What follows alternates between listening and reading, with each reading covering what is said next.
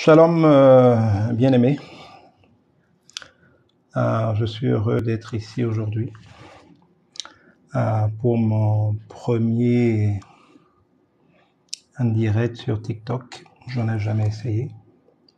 Mais comme je crois que Dieu agit tantôt d'une manière, tantôt d'une autre, et qu'il y a de nouvelles technologies qui correspondent à de nouveaux besoins, donc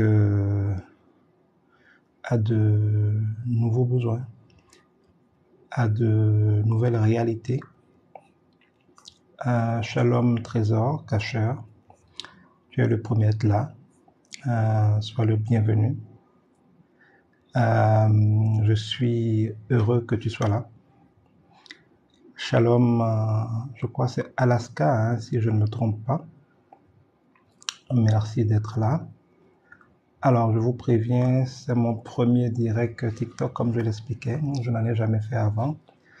Je réalise que les réseaux sociaux nous offrent tous les jours de nouvelles technologies, nous offrent tous les jours de nouvelles possibilités. Et que pour pouvoir atteindre nos objectifs, partager ce que Dieu met dans chacune de nos vies pour les autres, parce que nous dansons toujours pour les autres, il peut être utile d'avoir le courage de se jeter à l'eau dans de nouveaux médias, dans de nouveaux outils, afin de rejoindre des personnes qui y sont. J'ai plus l'habitude de faire des directs sur Facebook. C'est vrai que ça faisait longtemps que je n'avais pas fait. J'ai recommencé hier, j'ai fait un direct hier, un direct ce soir. Je remercie Dieu pour le succès relatif que cela a eu. Mais je pense qu'il est très très important de pouvoir faire plus de directs. Shalom Kiflas, merci d'être là. Alors, je ne suis pas encore habitué au direct TikTok, donc je ne sais pas forcément toujours comment y opérer, comment y inviter des gens. Je vois par exemple là quelqu'un qui s'appelle C'est pour la foi, je suppose. Je l'invite, je vais voir s'il va pouvoir y rentrer. Invitation envoyée. Trésor caché, je ne sais pas trop comment on fait pour inviter. Je vais voir si je vais pouvoir t'inviter. Donc, soyez patients envers moi. Je suis sur TikTok, un bébé. C'est vrai que ça va faire maintenant peut-être 6-8 mois que j'ai ouvert un peu et commencé à animer ma page TikTok. Vous êtes des milliers, des dizaines de milliers parfois à me suivre et cela me réconforte. TikTok a un format particulier et donc je l'essaie comme d'autres choses pour pouvoir mettre plusieurs cordes à mon arc dans la diffusion pour vous de tout ce que Dieu me met à cœur pour bénir chacun de nous. J'ai donc voulu faire ce direct-là pour que nous puissions interagir un peu parce que quand on suit les publications qu'on sort, il y a parfois des questions qu'on a, des choses qu'on voudrait comprendre. Et bon, surtout que TikTok n'offre pas forcément beaucoup d'espace pour répondre, pour commenter. Il est parfois utile comment dirais-je, de pouvoir échanger en live avec les gens. Je fais donc l'expérience de ce direct TikTok pour voir comment ça fonctionne. Je vois Kabim 3. Je vais inviter pour voir. C'est une invitation envoyée. En tout cas, si vous avez envie de passer dans le live, c'est bon. Moi, je suis là plus pour discuter avec ceux qui sont en ligne. Je sais que souvent les gens ont des questions. Parce que, vous savez, aujourd'hui, que ce soit sur TikTok ou ailleurs, les gens n'ont pas beaucoup de temps. Ils veulent des publications très brèves, très concises. On essaie autant que faire de faire des choses concises, mais les choses ont besoin parfois de plus de temps, d'aller en profondeur, de comprendre. Et je crois que les discussions comme celle qui a lors d'un live sur TikTok peuvent permettre d'aller aussi à ces discussions. Alors, si vous êtes là, que vous vous connectez avec nous, je me rends disponible là pour pouvoir discuter avec vous, pouvoir répondre à vos éventuelles questions et que, bon, je puisse avoir le plaisir, c'est ma vocation. Chacun de nous a été créé pour quelque chose. Moi, j'ai été créé pour aider les autres à réussir, pour partager avec eux ce que Dieu me met à cœur. Et donc, si vous êtes en ligne, que vous vous êtes dans ce direct, que ce soit par des commentaires, vous posez des questions, ou en rentrant dans le direct, vous êtes le bienvenu pour que nous puissions échanger. Alors, si vous êtes en ligne, que vous pouvez partager le direct pour que nous y soyons nombreux. J'ai vu qu'il faut souvent tapoter dans le direct pour lui permettre de rester très visible dans le fil d'actualité de TikTok et entre autres, pour que nous soyons plusieurs. Je vous remercie de le faire si cela peut être possible pour vous. Et voilà, je suis là. Donc, je fais beaucoup de publications. Certains d'entre vous me suivent au quotidien, d'autres de temps en temps. Peut-être que d'autres nous découvrent maintenant. Je suis serviteur de Dieu. Depuis 2015, j'ai été consacré serviteur de Dieu. Mais à la base, je suis un homme de management et de marketing. J'espère que vous m'entendez bien. Si vous ne m'entendez pas bien, vous me dites. Donc, je suis un homme de marketing à la base, un homme de management, donc de gestion. Je suis patron d'entreprise, entre autres un cabinet de conseil qui fait des études, de la recherche, qui aide les gens à développer leurs affaires, marketing et management, qui les aide à faire la stratégie, à motiver leurs collaborateurs, à produire de façon qualitative, à faire de la gestion de la performance et pas mal de choses. Et j'ai été aussi fondateur de Global Service Plus, qui est un peu le leader au Bénin dans les agences qui font des transactions foncières, c'est-à-dire des achats, des ventes de terrain, aujourd'hui de la construction de maisons, de la rénovation de maisons et consorts.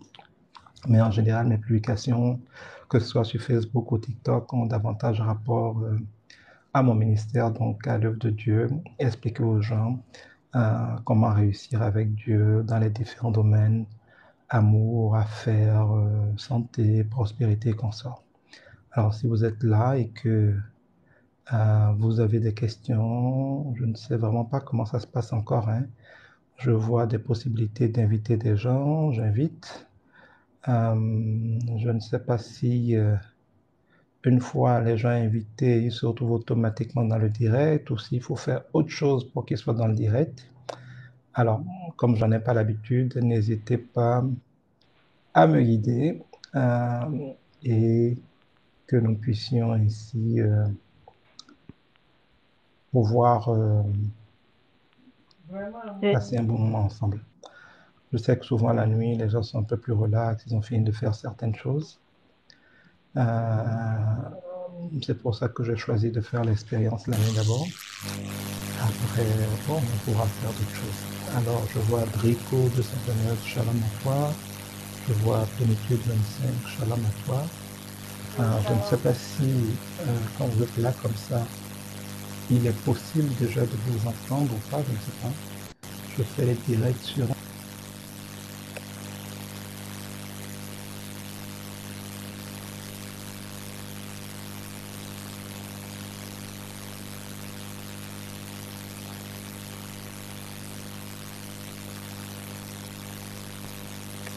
Parler. Oui, Shalom, le fait vous m'entendez? il y a Oui, il y a beaucoup de bruit là. C'est chez Drico qu'il y a le bruit? il me semble. D'accord. Ok, peut-être. Drico, regarde alors de quoi il s'agit.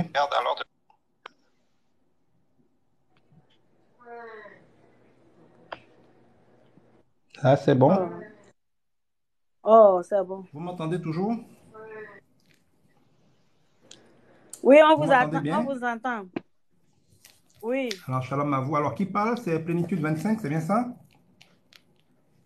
oui, c'est moi, pasteur. Shalom, comment allez-vous? Ça va bien. D'accord, merci d'être là. Vous ne dormez pas? Mais, non, pas encore. C'est maintenant, il est 19h47. Vous êtes dans quel pays? Vous êtes aux États-Unis, au Canada? Oh oui, oui, oui, aux États-Unis. Aux États-Unis, dans quelle ville? Je suis à Ohio. Je suis à Columbus, Ohio. À Naloyo. D'accord, enchanté, ça va bien Oui, là-bas? oui, ça va bien. Soyez bénis. D'accord, merci, amen, vous de même. Et Oui, votre famille, oui. votre travail, tout va bien? Oui, ça va. Par la grâce de Dieu, on essaie. D'accord. Alors, puisque Oui. vous êtes en ligne et vous êtes la première, profitons-en. Est-ce que vous avez des questions? Est-ce que vous avez des préoccupations? Des choses sur lesquelles je pourrais vous répondre parce qu'en partant éventuellement peut-être de vos questions, ça va peut-être inspirer des réponses pour beaucoup de personnes. Ah, ok, merci, pasteur. Merci de m'avoir envoyé l'invitation et merci. Que Dieu vous bénisse et que Dieu bénisse Madame aussi pour tout ce que vous faites pour le royaume de Dieu. Amen. Amen. Et j'ai une préoccupation. Je ne sais pas D'accord. comment vous voyez la manière dont l'évangélisation se fait de nos jours. Hmm. Alors, je ne sais pas qu'est-ce qui vous fait poser la question. Je dirais d'abord qu'elle se fait de différentes manières. Elle ne se fait pas partout de la même manière et tout le monde ne la fait pas de la même manière. Ça dépend des églises, ça dépend des gens, ça dépend même parfois des pays. Vous savez, il y a par exemple des pays comme le Canada, je ne sais pas si ça a changé aux États-Unis, mais le simple fait d'interpeller quelqu'un ou de rencontrer quelqu'un dans la rue, de se mettre à lui parler de foi, on peut vous poursuivre pour ça, on peut vous poursuivre pour prosélytisme. C'est-à-dire que le monde païen en est venu Oui, à mettre des règles au point où le fait même d'essayer de proposer aux gens de se réconcilier avec Dieu est considéré comme un crime. Il y a des pays où c'est encore plus grave, comme la Chine ou oui, ailleurs, où les gens se font torturer, tuer pour le fait qu'on sache qu'ils sont chrétiens. Il y a des pays comme le Nigeria à côté de nous, c'est pas loin, où dans certains milieux, vous pouvez mourir simplement parce que vous êtes chrétien. Au Burkina Faso, les gens brûlent les églises. Donc, il y a des pays comme le Bénin ou d'autres où on a encore une grande liberté spirituelle. On ne réalise d'ailleurs pas le privilège que nous avons, mais ce n'est pas partout pareil. Et donc, le contexte, l'environnement, si vous êtes dans un pays comme le Mali ou le Sénégal ou le Niger, qui sont à dominante musulmane, même s'il y a des chrétiens et qu'il y a de la place pour l'évangile, vous ne pouvez pas y agir comme vous agirez dans un pays comme le Bénin, ou même s'il y a beaucoup de musulmans, nous avons une dominante de chrétiens, par exemple. Donc, d'abord, l'environnement va être déterminant. C'est la première chose. La deuxième chose, c'est qu'est-ce que ça veut dire d'évangéliser? Je vous dirai ce que moi j'en pense. Je n'ai pas forcément la science infuse et ma réponse n'est pas parfaite forcément, mais c'est mon avis. Je pense que Jésus nous demande oui, d'ailleurs nulle part d'aller évangéliser. Il nous demande d'aller annoncer la bonne nouvelle. Il nous demande d'être ses témoins à Jérusalem, c'est-à-dire dans notre ville, en Samarie, dans les villes voisines, même les endroits que nous n'aimons pas, en Israël et jusqu'aux extrémités du monde. Donc, en commençant par là où nous sommes, là où nous vivons, nos voisins, les endroits proches de nous, y compris les endroits où nous n'aimons pas, et en allant jusqu'au bout du monde, nous avons vocation à aller servir de témoin à Jésus. Témoigner, ça veut dire quoi? Ça veut dire rendre visible, ça veut dire montrer. Jésus nous dit d'aller apprendre aux gens à vivre comme il nous a appris. Je crois que le vrai témoignage peut passer par la parole, mais ce n'est pas toujours la parole. Aller parler aux gens, viens Jésus, Jésus t'aime, en faisant du porte-à-porte, c'est une méthode. Et je crois que chaque personne, oui, selon son caractère, selon sa personnalité, selon sa vie, selon ce qu'il sent, selon les aptitudes, les forces, les faiblesses qu'il a, selon son métier, selon le temps dont il dispose, selon où il est, on va être conduit différemment par Dieu. Vous allez voir que Jésus a 12 apôtres, mais ils ne sont pas pareils. Même quand vous lisez oui, leurs épîtres, leurs écrits dans la Bible, Paul n'écrit pas comme Pierre, Jean n'écrit pas comme Pierre. Chacun d'entre eux est différent. Leur sensibilité, leur nature, leur relation avec Jésus, qui ils étaient. Paul était vendeur de tentes, Matthieu, je crois, devait être, donc Luc était docteur. Chacun d'entre eux avait des réalités différentes qui influencent leur manière d'agir et de présenter la bonne nouvelle. Quelqu'un qui est par exemple comme moi, un communicateur de nature, qui sait parler et qui a la grâce de parler, peut se permettre de faire des choses, mais quelqu'un d'autre peut ne pas être quelqu'un qui a de la facilité à communiquer, ne pas pouvoir s'exposer comme ça pour parler de Christ, mais il va pouvoir faire aussi son œuvre pour Dieu, va pouvoir témoigner. Quand il est au travail, la manière dont il se comporte, s'il est patient envers les gens, s'il est honnête, si quelqu'un peut oublier 1 million sur la table et on est sûr que c'est déjà perdu, c'est même pas la peine de chercher, personne ne va te le donner. Et lui, il le redonne. On dit, ah, il y a encore des hommes comme ça. Ton affaire de chrétien, là, c'est vrai. La manière dont peut-être il y a des situations, il vient au bureau, je vous dis, J'ai eu tel rêve cette nuit. En général, Dieu me montre pas tel que je vois là. Il risque d'avoir telle situation. Prions pour l'entreprise. Tout le monde se moque de lui. Quelques jours après, ce qu'il a dit se produit. Et je dis, ah, ce type-là, il y a Dieu avec lui. La prochaine fois, quand il va parler, on va le prendre au sérieux. Quelqu'un vient au travail, il est triste, peut-être il a des problèmes de couple, peut-être son enfant est malade. Il a du travail, tout le monde travaille, mais lui dit, mon frère, ma soeur, ne te fâche pas, qu'est-ce qui te préoccupe? Et il commence à lui parler, à l'exhorter, à le rassurer, à le motiver. Il prie pour lui. Et puis la personne est soulagée. Et puis un miracle. Il est en train de faire l'œuvre de Dieu. Il est en train de montrer Christ. Il est en train de témoigner ce qu'est Christ. Il est en train de témoigner ce qu'est la puissance de Jésus. Quand vous allez quelque part, quand vous donnez à manger, mangez. Quand vous donnez à boire, buvez, c'est-à-dire rapprochez-vous des gens. Ne restez pas à distance, ne méprisez pas les gens pour dire, bon, viens à l'église avant. Non, Jésus dit, vous découvrirez la vérité vous rendra libre. Ça veut dire qu'on doit révéler aux gens Dieu en action, en manière d'être. Être chrétien, c'est une culture, c'est une manière de penser, de parler, d'agir, de réagir. C'est une manière de vivre. De la même manière qu'un Américain ne ressemble pas à un Chinois, ne ressemble pas à un Arabe, ne ressemble pas à un Africain, un chrétien ne ressemble pas à un païen. Quand tu vois la manière de se comporter, de penser, de parler, d'agir, de réagir d'un chrétien, même si tu n'es pas chrétien, tu dois dire, celui-là, assurément, il est fils de Dieu. C'est là où parfois les gens vont commencer à dire d'un chrétien, ah, pasteur, Amen. pasteur. On se moque de lui en disant pasteur. Mais en disant pasteur, pasteur, vos collègues sont en train de reconnaître qu'ils voient l'œuvre de Dieu dans votre vie, que d'une certaine manière, vous êtes en train de les conduire, vous avez un leadership sur eux. C'est ça, témoigner. Donc, quelqu'un peut témoigner parce qu'il fait du sport dans son quartier tous les soirs ou tous les week-ends, il fait un match de football avec des gens et son comportement, comment quand il paye les joyeux, c'est dans la vie de tous les jours. C'est en tant que mari, comment tu te comportes avec ta femme, doit faire que même si ta femme est païenne, elle va dire, ah, le Dieu que ce type-là sert me plaît. L'inverse est vrai. Donc, je crois que le vrai témoignage, c'est se laisser transformer par Dieu et veiller à ce que dans tous les aspects de notre vie, y compris dans l'activité professionnelle, dans les affaires partout, notre vie soit la vie de Christ, qu'on voit Christ au travers de nous. Que cela fasse que ce... Parce que pourquoi les gens ne viennent pas à l'église aujourd'hui? Vous allez voir que quand vous évangélisez les gens, beaucoup de gens vont vous dire, ah, bon, j'ai compris, mais moi, je n'allirai plus jamais dans une église. Ah, les pasteurs sont des bandits, les gens font ci, les gens font ça. Tout n'est pas vrai. Mais il est aussi vrai que par une mauvaise vie, par un manque d'amour, on raconte souvent une histoire, je la partage avec vous, c'est une petite blague. Quelqu'un est un soulard, c'est un alcoolique. On lui annonce la bonne nouvelle, on l'évangélise. Il croit, il arrive à l'église. Mais comme il était dans le monde, il avait ses cheveux en désordre sur la tête, tout et tout, il arrive à l'église. Tout le monde dit oui, on est d'accord de l'avoir évangélisé, mais en même temps, on commence à le critiquer, on le regarde de loin, on le méprise parce qu'il a des races, parce qu'il a ci. Mais ce n'est pas les races le plus important. Le moment venu, quand il va découvrir la vérité le rendra libre, personne ne lui dira avant qu'il le coupe ses astrales. Regardez des gens comme K.S. Bloom aujourd'hui, des jeunes comme ça qui, avec leur look de louba, sont en train de drainer des millions de personnes pour Christ. Mais ils font œuvre utile. Tout le monde n'a pas besoin de porter la toge et de chanter à l'église pour être saint. La sainteté n'est pas dans l'habillement, n'est pas dans le comportement, c'est dans le cœur. Dieu ne juge pas les apparences, il juge les cœurs. Et le problème de l'Église, c'est qu'à cause du légalisme, beaucoup de gens finissent par inventer une image un peu comme les pharisiens à l'époque de ce à quoi doit ressembler un chrétien. Non, il n'y a pas ce à quoi doit ressembler un chrétien. Un gars peut droguer et aimer Dieu. La drogue, c'est sa faiblesse, c'est son péché. Comme certains volent, comme certains sont adultères, comme certains sont paresseux, comme certains ne servent pas Dieu. Il n'y a pas de grand péché, de petit péché. Mais s'il vient à Dieu par la foi, il est justifié, la grâce de Dieu va entrer dans sa vie, il va opérer à travers sa vie la délivrance. Le moment venu, personne ne lui dira, personne ne le forcera. C'est la grâce de Dieu qui, de l'intérieur, va produire le vouloir et le pouvoir, la capacité de se délivrer du péché. Donc, il ne faut pas juger un chrétien parce qu'il est dans le péché. Il ne faut pas exclure un chrétien parce qu'il est dans le péché. Il faut avec amour d'abord prier pour lui.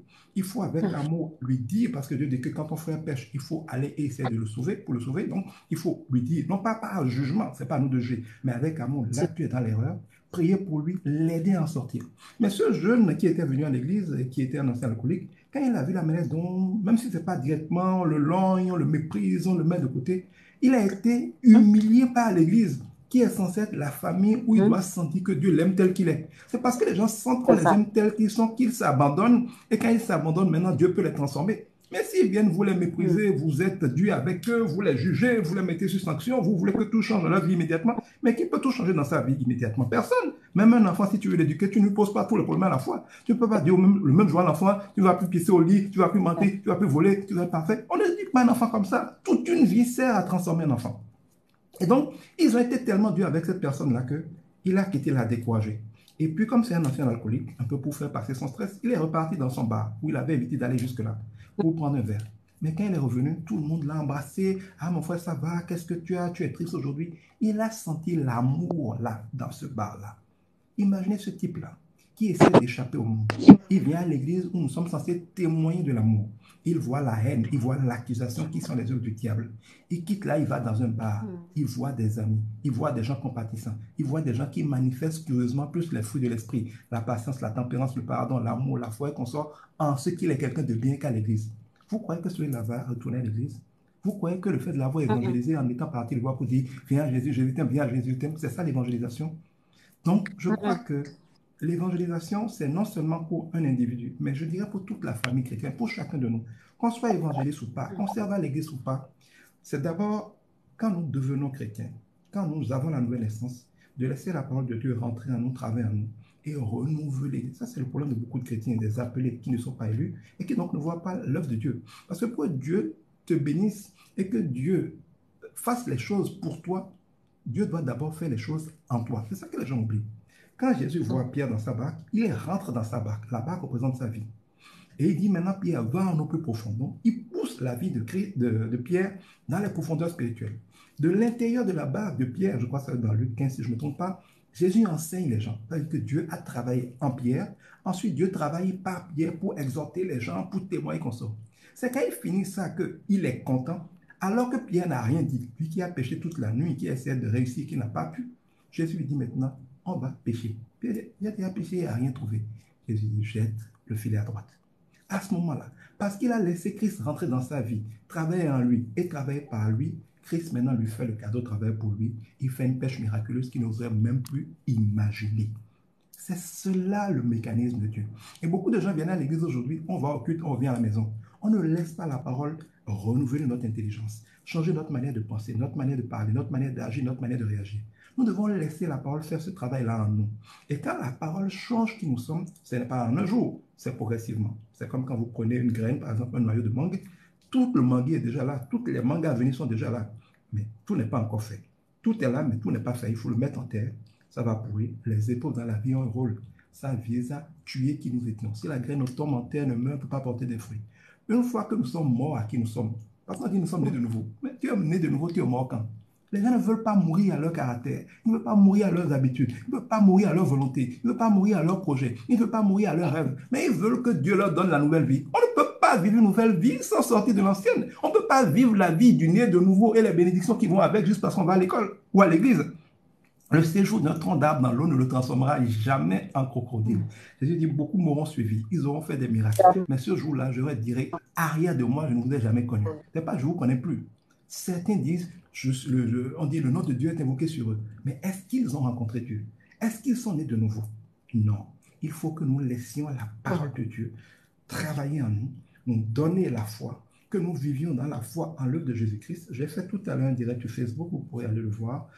Sur ma page Facebook, c'est un direct de 2 heures de temps où j'ai expliqué de manière très profonde ce qu'est la vraie bonne nouvelle. Le problème aussi, c'est que dans beaucoup d'églises, justement aux États-Unis, il y a peut-être 7 ans, j'étais venu faire un tour des États-Unis, j'ai enseigné dans beaucoup d'églises. Et quand j'étais dans une église, je me rappelle plutôt dans quelle ville c'était, ça devait être dans la région de Washington, si je ne me trompe pas, mais j'ai enseigné ce qu'est la vraie bonne nouvelle, ce que c'est que de naître de nouveau. Je rends grâce à Dieu pour ce pasteur-là. Il s'est mis devant tous ses fidèles à genoux et dit, Pasteur Edgar, je comprends aujourd'hui que je n'étais même pas né de nouveau.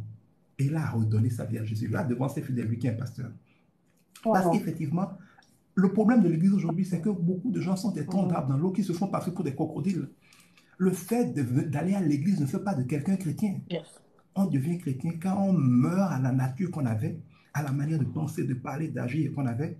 Quand on est l'homme naturel, le péché vient naturellement. Comme je dis souvent, nous ne commettons pas des... Ce n'est pas parce que nous commettons des péchés que nous sommes des pécheurs.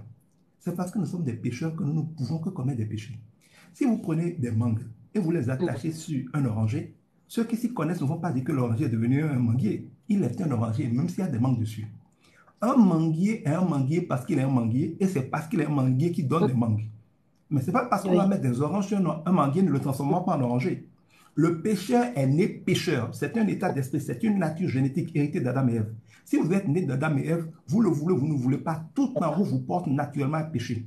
Réussir à obéir à Dieu peut être l'exception, mais la norme sera toujours le péché, c'est votre nature. Vous allez pécher comme l'oiseau vole, comme le poisson nage.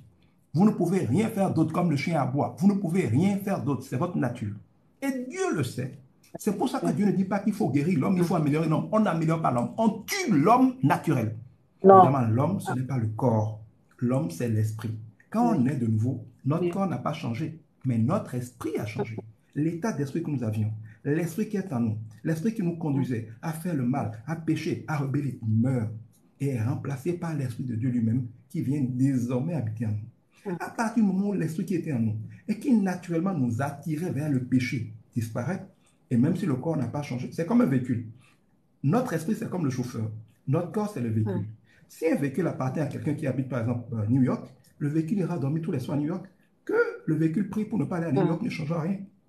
Mais le jour où ce véhicule va être racheté par quelqu'un qui habite, par exemple, à Chicago, que sa place dans nos véhicules ira toujours à Chicago.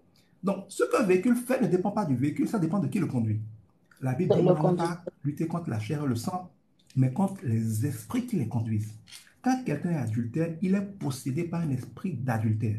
Quand cet esprit prend le volant de sa vie, il va faire l'adultère, que ça lui plaise ou non. Il va être en train de dire, qu'est-ce qui m'a pris? J'aurais voulu, je ne voulais pas, je vais être fidèle à ma femme, je ne sais pas qu'est-ce qui m'a pris. Sa femme va croire qu'il ment. Mais sincèrement, il veut sortir de ça. C'est comme l'alcoolique, c'est comme le fumeur, c'est comme le drogué. Mais c'est plus fort que lui parce qu'il est un véhicule tenu par un esprit. Il ne peut pas échapper à l'esprit qui le conduit. La seule chose qu'il peut faire, c'est de prier que notre esprit plus fort que celui-là, c'est l'esprit de Christ, et Saint-Esprit, vienne chasser cet esprit, prendre sa place.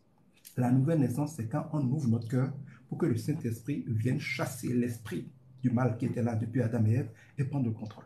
Et quand nous changeons de chauffeur, nous changeons de direction, le véhicule qui appartenait à un bandit, à un drogué, ira dans les ghettos tous les soirs. Mais si un pasteur achète la voiture n'a plus besoin de prier, ça va aller à l'église tous les soirs. Donc, c'est pareil. La vie de chrétien, c'est un corps qui doit changer de chauffeur. Beaucoup de gens viennent à l'église en ayant toujours le diable comme chauffeur. Ils n'ont jamais ouvert leur cœur. Quand tu essaies de leur dire la vérité, ils se fâchent, ils changent d'église. Ils veulent être dans l'église, ils vont dire Amen, Alléluia, tu es béni, tu vas voyager, tu vas te marier. Mais ça, c'est de l'hypocrisie, c'est du mensonge. Il n'y a pas d'homme de Dieu qui ait par lui-même la puissance de vous donner ce que vous voulez quand vous voulez, à moins qu'il travaille avec le diable et avec des pratiques sataniques.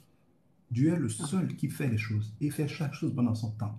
Il peut passer par un homme de Dieu comme par n'importe qui pour vous bénir et pour faire dans votre vie ce qu'il veut. Mais tout ce que Dieu donne n'est pas censé être suivi de chagrin.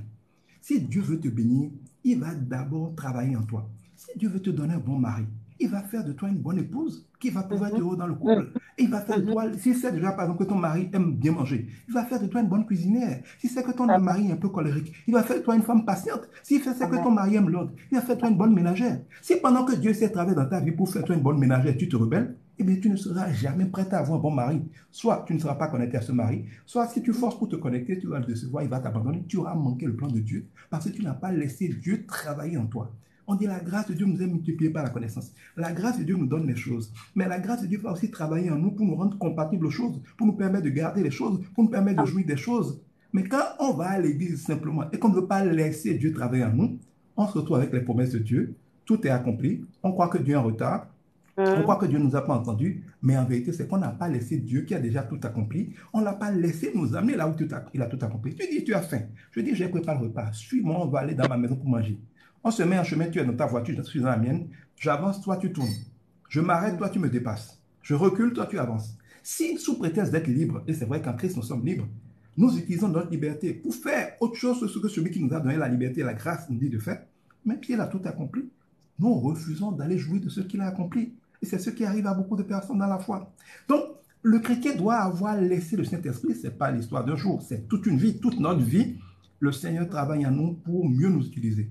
Quand nous laissons ce processus se faire, à un moment, être chrétien n'est plus une activité de dimanche. Je suis chrétien en tant que père, je suis chrétien en tant qu'époux, je suis chrétien en tant que patron, je suis chrétien en tant qu'ami. Dans tout ce que je fais, c'est le chrétien qui agit. On n'est pas chrétien à l'église le dimanche, tandis qu'on est pareil lorsqu'on travaille. Donc, à un moment, être chrétien n'est plus une activité religieuse, c'est ma manière d'être. Et donc, en conséquence, partout où je suis, même si je ne parle pas, tout mon être témoigne de ce que Dieu est. Ça doit donner envie aux gens d'être comme moi. Ça doit donner aux gens envie de suivre mon Dieu. Ça doit leur faire dire, mais montre-moi comment toi tu fais pour être en paix comme ça malgré tout ce que tu subis. Le chrétien n'est pas celui qui n'aura pas de problème. Dieu a dit, vous marcherez dans le feu. C'est une promesse. Mais il ne vous brûlera pas. Vous serez dans les eaux, mais ne vous submergeront pas. Il a promis, on vous combattra. Il a promis, il a laissé sa parole pour l'accomplir. Mais on ne vous vaincra pas. Ils vous attaqueront par un chemin, mais ils fuiront par ce chemin. Ils vous monteront dans la fosse au lion, mais les lions auront la bouche fermée. Dans le feu, il ne vous brûlera pas. Ça veut dire quoi? Jésus n'a pas échappé à la tempête, mais il dormait dans la tempête. Jusqu'à ce que l'heure sonne pour qu'il commande à la tempête de s'arrêter ou qu'il lui plaise de marcher sur les tempêtes. Ils ont crucifié Dieu sur la terre. Et il est mort. Mais il s'est réveillé. La puissance de Dieu n'est pas d'échapper au problème, c'est le pouvoir de triompher des problèmes. Et nous, en tant que chrétiens, nous ne vivons pas pour triompher, nous vivons dans son triomphe. Et c'est ça qui est merveilleux. Donc, quand vous comprenez ça, la vie chrétienne, à mon avis, consiste d'abord à accepter de mourir à qui on était, à se laisser transformer. Et c'est une question d'humilité. Beaucoup de chrétiens aujourd'hui ne sont pas humbles.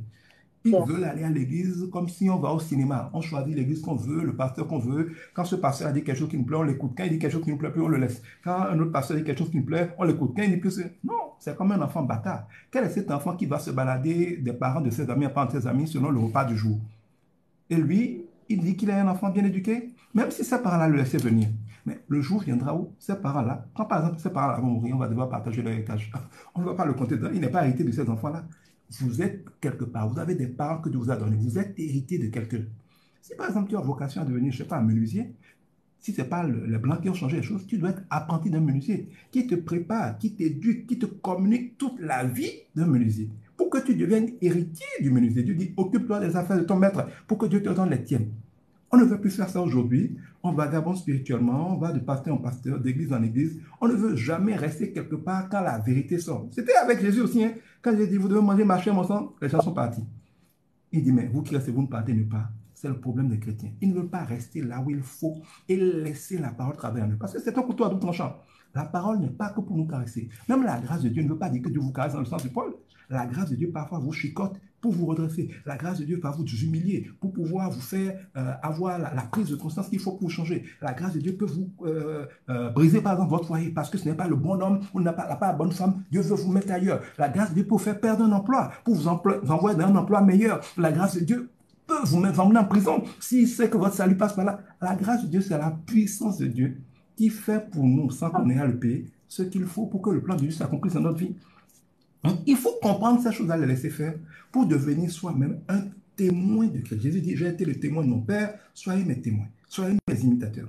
Je crois que la vraie évangélisation, c'est de laisser Christ prendre le contrôle en nous, que ce ne soit que nous qui vivions, mais nous qui vivons à travers nous, et que parce que, regardez même les gens qui ont crucifié Jésus, ils ne l'aimaient pas. Mais quand ils ont crucifié Jésus, ils ont vu tout ce qui s'est passé, ils ont vu comment il est mort, ils ont regardé, ils ont dit, assurément là, celui-ci, c'est un fils de Dieu. Ça veut dire que même dans la mort, il leur a démontré qu'il est Dieu. On aime, on n'aime pas. Il a témoigné qu'il est Dieu. Je crois que c'est notre vie qui doit témoigner tous les jours, tout le temps, dans nos actions, dans nos pensées, dans nos réactions, dans notre réaction dans l'épreuve.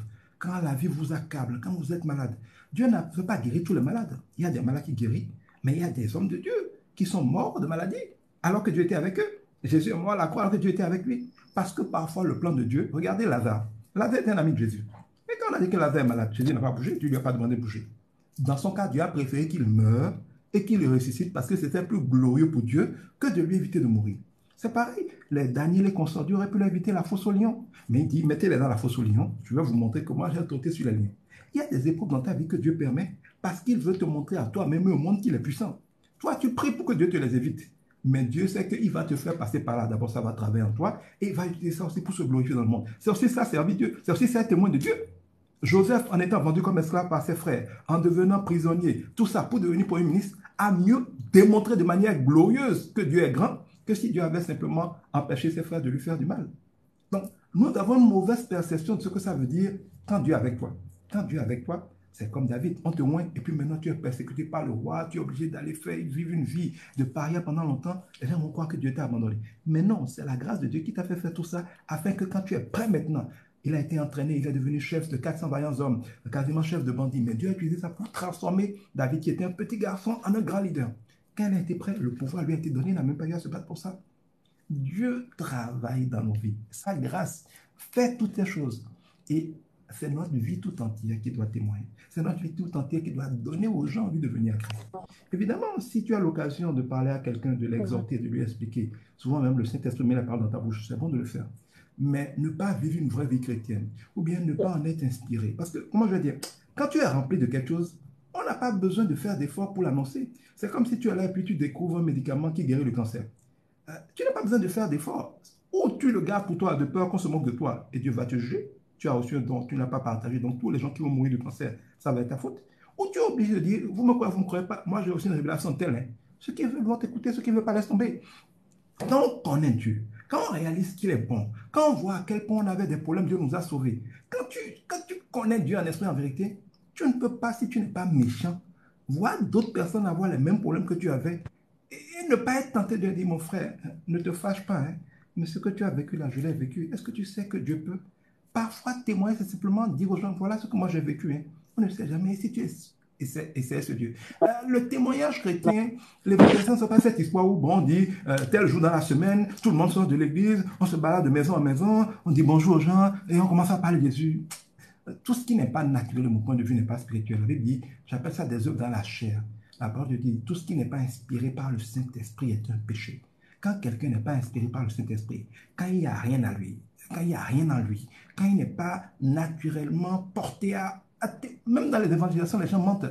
Par exemple, ils ont des problèmes, puis ils mentent que si tu es en Jésus, tu n'auras aucun problème, tout tes problèmes sont réglés. C'est faux. Ça, c'est pas de l'évangélisation. Vous mentez aux gens. Jésus dit, si quelqu'un veut suivre, qu'il prenne sa croix. Il faut dire aux gens, quand tu viens à Jésus, il te donne la paix, c'est sûr. Tu es sauvé éternellement. Tu connais Dieu, tu n'es plus seul dans tes problèmes. Mais ça ne veut pas dire que tous les problèmes sont réglés. Il y a même des problèmes qui s'empirent quand tu viens à Christ. Parce que Dieu dit qu'il ne tisse pas sa corde au bout de l'ancienne. Ce qui n'a pas celui va l'arracher. Quand tu viens à Dieu, parfois, il y a des problèmes qui s'empirent dans ta vie. Parce que Dieu veut détruire ce que le diable avait semé avec toi, ce que tu as fait avec toi. Supposons que tu as une boutique, tu es dans les affaires. Tu as fait des pratiques occultes, enterrer des choses, faire des alliances pour que ça marche. Le jour où tu viens à Jésus, Dieu peut décider de tout casser. Il ne veut pas être actionnaire de ce que le diable a fait. Tu vas être surpris que tu viens d'arriver à Jésus, mais tout va se gâter dans ta vie, dans ton couple, tout ça. Tu vas dire, mais qu'est-ce qui se passe? Dieu m'a abandonné. Non, Dieu ne t'a pas abandonné parce que Dieu est venu, il met de l'ordre, il balaie ce qui n'est pas à lui, il arrache ce qui n'a pas semé, afin de pouvoir construire avec toi sur de nouvelles fondations. Si on ne dit pas ça aux jeunes chrétiens, il va être surpris, il va dire, mais comment, c'est quelle est cette église-là? J'ai commencé l'église, tout se gâte dans ma vie. On doit dire, c'est normal, mon frère. Voilà à quoi ça correspond à la parole de Dieu. Donc, l'évangélisation doit pas être la publicité pour l'église. Ce n'est pas de faire du porte-à-porte pour essayer de convaincre les gens de venir dans notre église.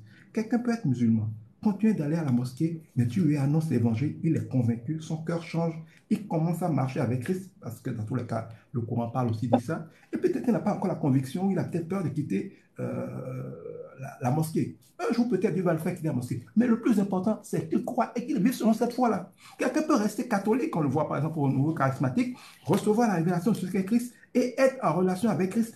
Parce qu'on n'est pas chrétien parce qu'on va dans une église évangélique. Il y a plein de gens dans les églises évangéliques qui ne sont pas des chrétiens nés nouveaux. Mais tu vas trouver aussi chez les catholiques des gens nés nouveaux. Tu vas trouver chez les musulmans des nés nouveaux. Le salut, c'est nous sommes justifiés par la foi en l'œuvre de la croix. Si quelqu'un a compris ça et il croit et marche dans ça, il est sauvé. Qu'il vienne dans ton église ou pas, ce n'est pas le problème. Qu'il change d'église ou pas, ce n'est pas le problème. Annonce la vérité, qu'il vive selon la vérité, que la vérité porte des fruits et que sa vie prouve que Dieu est avec lui. Si Dieu veut, Dieu va le convaincre de changer d'église. Si Dieu ne veut pas, ce n'est pas le plus important. Il n'y a pas d'église au ciel. Voilà ce que je pense sur la question de l'évangélisation. Vraiment, je vous remercie beaucoup. Et vous voyez, une seule question que j'ai posée, voilà tout ce qui est sorti de cette question. Et je suis vraiment contente. Rendons grâce à Dieu. Et j'ai posé la question, c'est ça que vous avez même abordé en dernière position. Et tout ce que vous avez dit, c'est tout comme si vous étiez là quand je m'adressais à ces frères et sœurs en Christ tout à l'heure sur un live. Ça fait à peu près 2 heures de temps maintenant. Comme je passais, je me suis abonnée à vous, je passais, par chance, je suis tombée sur le live. J'étais en commentaire et j'entendais, c'est que c'était un débat religieux. Et ce que les chrétiens disaient, mes frères chrétiens disaient,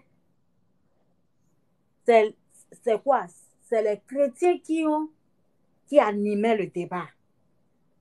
Mais j'étais en commentaire, j'écoutais tout ce qu'ils disaient.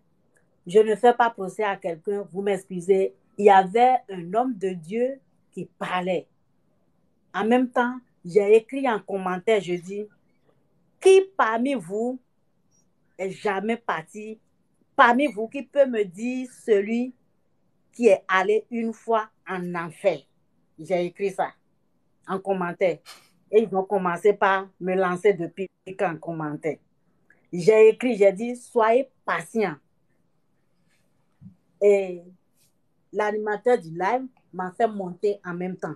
Je suis montée, ils m'ont dit, ah, je posais des questions en commentaire, j'écrivais des commentaires. Je dis oui. Je dis, vous savez, je suis chrétienne. Je ne suis pas chrétienne, un pied dehors, un pied dedans.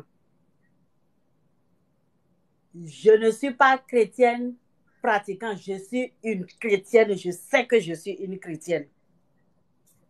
Et personne n'est venu m'évangéliser. J'ai fait l'expérience avec Dieu et c'est comme ça que je suis devenue chrétienne. Mais laissez-moi vous dire quelque chose. Vous savez, ce genre de discours que nous avons souvent, c'est ça qui amène de division dans le monde aujourd'hui. Pour moi, ce que vous êtes en train de faire, c'est, pour moi, c'est pas ça, évangéliser. Comment vous pouvez, vous voulez que des frères musulmans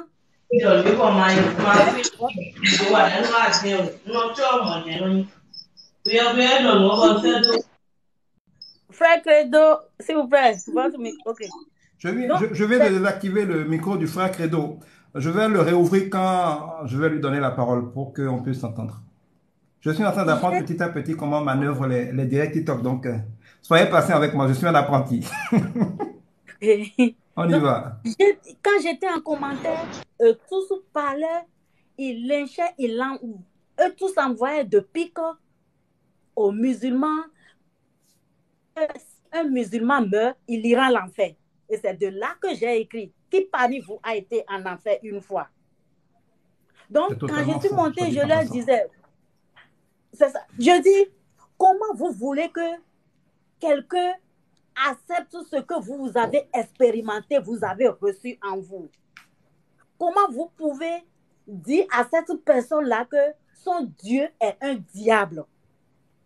Si un musulman vient vers vous et vous dit que votre Jésus est un diable, qu'est-ce que vous allez dire? Arrêtons ces discours qui amènent la haine, la division. Pour moi, choisissez des sujets, choisissez des passages bibliques et discutez et parlez et pour que chacun puisse apprendre, pour que chacun puisse garder quelque chose qui pourra lui faire du bien. Mais pour moi, je ne suis pas d'accord que chaque fois on sera là à dire que les musulmans, les si, vous voulez que les gens viennent vers vous. Pourquoi ne pas vous mettre au même niveau que pour qu'ils puissent vous accepter? Tu viens vers moi et tu viens vers moi pour que je puisse expérimenter ce que tu as expérimenté, tu as vu que c'est bon pour toi, mais tu viens sur pied de guerre. Et je leur ai dit, vous savez, moi je suis de la santé, je suis infirmière. Il y a quelque chose qu'on appelle il y a des termes, il y a un terme médical que nous utilisons, IEC, information, éducation et communication. C'est-à-dire que quoi? Quand on t'envoie dans un village, par exemple, ou bien surtout dans un village, et que tu es l'infirmière ou l'infirmier ou ça, c'est-à-dire que si tu es agent de santé dans ce village, sans les villageois, c'est-à-dire que ceux qui habitent ce quartier ou ce village, s'ils ne viennent pas dans le centre de santé, tu n'es rien. Donc, ça veut dire que essayer de te mettre au même niveau que ces gens-là pour qu'ils puissent ils doivent sentir une confiance en toi, ils doivent sentir une sécurité en venant vers toi. Donc, je la manière dont nous parlons de Dieu, dont nous véhiculons la parole de Dieu, ce n'est pas bon. Nous devons changer. Ce n'est pas le fait de dire je suis. Tu peux être ce n'est pas le fait d'avoir chrétien. Un musulman, quelqu'un est musulman, à la montée,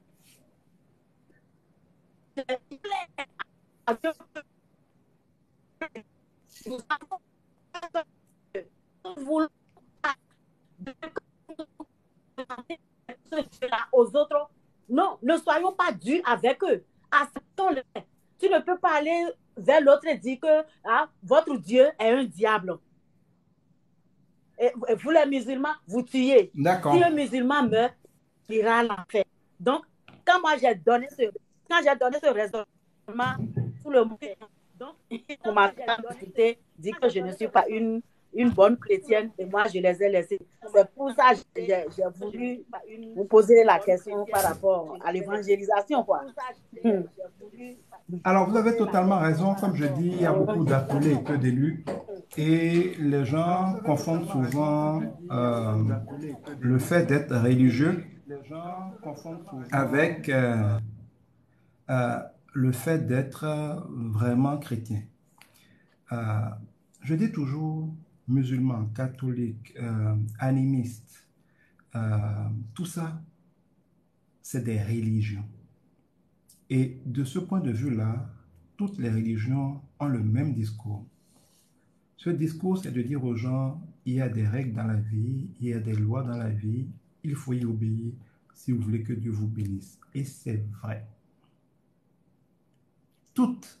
Et la Bible dit dans le livre de Romains que Dieu a mis dans le cœur de chaque personne et dans tous les peuples une certaine conscience qui leur donne le discernement de ce qui est bien ou mal. On sait tous sur les choses essentielles, ce qui est bien ou mal. Dans toutes les religions, on nous invite à la même chose à peu près. Et Dieu est unique. Et dans différents endroits, il s'est révélé aux gens de différentes manières selon leur culture. C'est un fait. La foi chrétienne véritable, qui est différente de mon point de vue du catholicisme, de l'évangélisme, qui ne sont aussi que des religions comme les autres, la vraie foi chrétienne, je crois, c'est une foi universelle.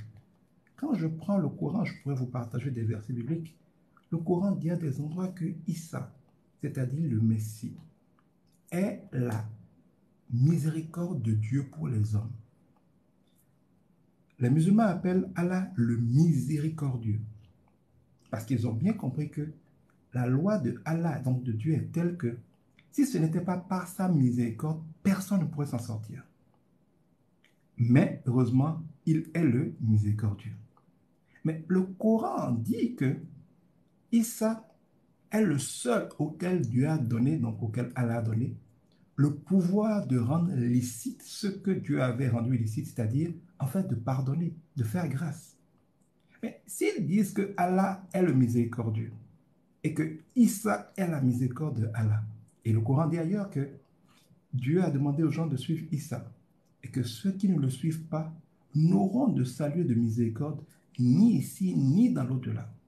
Et que la bonne nouvelle, que l'évangile est le chemin pour s'en sortir, pour vivre bien.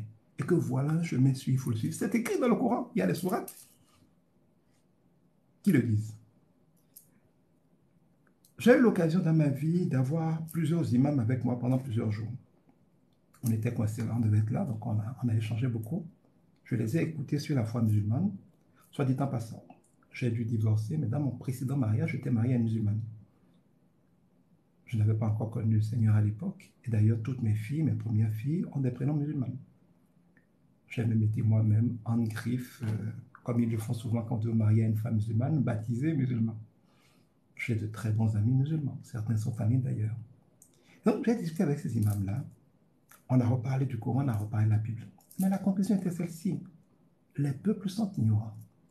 Si les gens connaissaient vraiment et comprenaient ce qui est écrit dans la Sainte Bible, et ils comprenaient ce qui est écrit dans le Coran, s'ils en avaient l'essence, on parle ici de l'esprit, pas de la lettre, parce que même la Bible dit, la lettre tue, l'esprit vivifie. Si les gens discernaient l'esprit de ce qui est écrit, ils réaliseraient que tout n'est pas pareil, mais il y a un dénominateur commun qui est l'essentiel. Le Coran dit par exemple que Allah a donné au prophète Mahomet d'établir pas une, la religion, et d'en faire un sujet qui ne sera pas de division. une religion unique. Et je pense que cette religion unique s'appuie sur sur Moïse, sur Abraham et sur Issa. Moïse est le père de la loi. Abraham est le père de la foi. Issa est celui qui a apporté la grâce. C'est les trois piliers de la relation avec Dieu. La foi, c'est le plus important, c'est pour ça qu'Abraham est le père de la foi, et reconnu par les musulmans. Reconnaître que Dieu est Dieu. Le craindre, pas en avoir peur, mais le craindre, le respecter. Chercher à le connaître, le laisser contrôler, se soumettre à lui. La loi, parce qu'il faut bien savoir quels sont les standards de Dieu. Si tout va bien, qu'est-ce que Dieu attend de nous et qu'est-ce qu'il faut pour être heureux? Mais parce qu'aucun homme ne peut obéir parfaitement à la loi pour être sauvé, il faut aussi la miséricorde et la grâce. C'est ce que Issa ou Jésus apporte. Comme on le dit chez nous, un feu ou un foyer traditionnel ne peut tenir qu'avec au moins 3 pierres. La loi, la grâce, la foi sont indispensables à tout salut. Et donc, le message est unique. Quand on comprend la bonne nouvelle, vous pouvez vous référer au direct que j'ai donné ce soir sur Facebook, que j'ai expliqué amplement ce qu'est la nouvelle naissance. On comprend qu'en Jésus-Christ, nous avons un accès privilégié, simplifié à Dieu. On a Dieu qui a payé le prix pour nous et qui nous offre un raccourci, c'est comme un passeport diplomatique, pour jouir de sa grâce. C'est un privilège. C'est comme quand vous allez à l'aéroport, il y a des gens qui ont des passeports diplomatiques, ils ne font pas la formalité, ils passent rapidement. On ne garde pas leur bagage. Mais les autres qui n'ont pas le passeport diplomatique, on ne leur interdit pas de voyager. On leur permet de voyager, mais on contrôle leur bagage, ils font certaines procédures, ils font la queue. Plusieurs vont passer, certains vont être rejetés. C'est ce que dit la Bible. Elle dit que ceux qui n'ont pas eu la grâce de connaître Jésus, il y a des gens qui sont morts sans qu'on ait annoncé la bonne nouvelle. Il y a des endroits où personne n'est jamais parti annoncer la bonne nouvelle. Ces personnes-là n'ont pas tous en enfer. Non. Le livre de Romains, dans la Bible est clair. Dieu va juger chacun selon ce qu'il a su, ce qu'il a compris. Dieu qui juge les cœurs et non pas les apparences, c'est ce que chacun a connu. Et va juger chacun selon ce qu'il a connu. Ceux qu'il va juger dignes, lui seul sait comment il juge. Il va les accepter dans sa présence éternelle qu'on appelle le paradis. Ceux qu'il n'en aura pas jugé dignes, il est souverain, il va les écarter de lui, ils seront loin de Dieu, ce qu'on appelle l'enfer. Tandis que ceux qui sont en Christ, parce que Christ est déjà le Fils de Dieu, j'explique souvent que Jésus-Christ, c'est deux choses. C'est la personne charnelle humaine de Jésus qui a eu en lui, qui s'est vu avec l'incarnation de l'Esprit Christ de Dieu, qui est le Saint-Esprit de Dieu. Vous verrez que dans la Bible, parfois, on parle de Jésus en parlant du Fils de l'homme. Ça veut dire qu'on veut attirer l'attention sur la dimension humaine. À d'autres endroits, on parlera du Fils de Dieu. Il n'y a pas de contradiction. C'est pour attirer l'attention sur la dimension spirituelle. Jésus est une personne charnelle née de Marie. C'est un homme comme vous et moi. Mais Christ, c'est une personne spirituelle. C'est l'Esprit de Dieu qui est venu habiter, qui s'est incarné dans la personne physique de Jésus. Ça fait de lui un fils de Dieu et un fils de l'homme. Ça fait de lui Jésus-Christ. Et justement, parce qu'il est fils de l'homme et fils de Dieu, ça fait de lui un bon médiateur entre l'homme et Dieu. Parce qu'il est parfaitement homme et parfaitement Dieu. Il est le chemin, comme le dit aussi le Coran, qui nous est donné pour nous réconcilier avec Dieu. Et donc, celui qui, par la foi, est en Christ, a déjà la grâce d'être en Dieu. Dieu me révélait il y a quelques années que les hommes croient qu'à leur mort, il va décider où il va les envoyer. Mais non, chacun de nous choisit où il veut vivre. Mais quand vous mourrez, Dieu vous laissera, vous avez choisi. Il dit dans la Bible, je vous ai donné le choix, j'ai mis devant vous le choix entre la vie et la mort. Choisissez la vie pour vous et votre postérité. Si pendant que tu es vivant, tu choisis de vivre dans la débauche, dans l'adultère, dans le mensonge, dans l'idolâtrie, dans l'orgueil, dans toutes ces choses, et tu as choisi, mon père disait souvent, paix à son âme, on se réveille là où on s'est couché. Je ne peux pas me coucher à Paris et me réveiller à New York, à moins que je me sois endormi dans un avion. Mais si je suis physiquement à Paris, quand je m'endors, je me réveillerai à Paris. Si au moment où votre temps est terminé sur la terre, que l'Esprit de Dieu vous quitte parce que votre crédit est terminé, vous étiez dans le règne des ténèbres, vous étiez sous l'autorité de Satan, eh bien, c'est le camp que vous avez choisi. Vous y demeurez pour l'éternité, ce n'est pas Dieu qui choisit ça. Mais si pendant que vous êtes sur la terre et que vous avez le privilège de pouvoir choisir, vous vivez dans l'amour, dans la paix, dans la crainte de Dieu, dans la foi, dans une vie de soumission à Dieu, vous allez vous réveiller pour l'éternité là. Évidemment, Dieu n'a pas besoin qu'on soit parfait. Je l'ai enseigné dans mon direct sur Facebook, je ne reviendrai pas là-dessus pour ne pas être trop long. Vous pouvez aller le voir, facebook.com/Edgar Libi. J'ai fait un direct de 2 heures de temps où j'ai expliqué. Il m'a vraiment beaucoup inspiré, très très en profondeur, y compris avec nos pratiques occultes et consorts, ce qu'est le salut. Mais on n'a pas besoin d'être parfait pour être justifié. La Bible dit 7 fois le juste tombe, autant de fois Dieu le relève. Donc un juste peut tomber. Si un homme tombe, il ne se relève pas singe, il ne devient pas singe. Si c'est un homme qui est tombé, c'est un homme qui se relève. Si c'est un singe qui est tombé, c'est un singe qui se relève.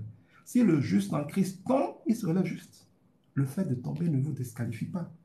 On est juste par le cœur, on est juste par la foi, on est juste par ce qu'on croit. Et c'est parce qu'on a été justifié par ce qu'on croit que l'Esprit de Dieu venant habiter en nous, il produit en nous de l'intérieur la volonté et la capacité de faire les œuvres de Dieu. On ne doit pas faire ce que Dieu veut pour que Dieu nous bénisse et que Dieu nous aime. C'est parce qu'on a cru en Dieu que Dieu nous a aimés, qu'il est venu habiter en nous. Et c'est par sa présence en nous, sa bénédiction, qui nous rend capables de vivre la vie de Dieu.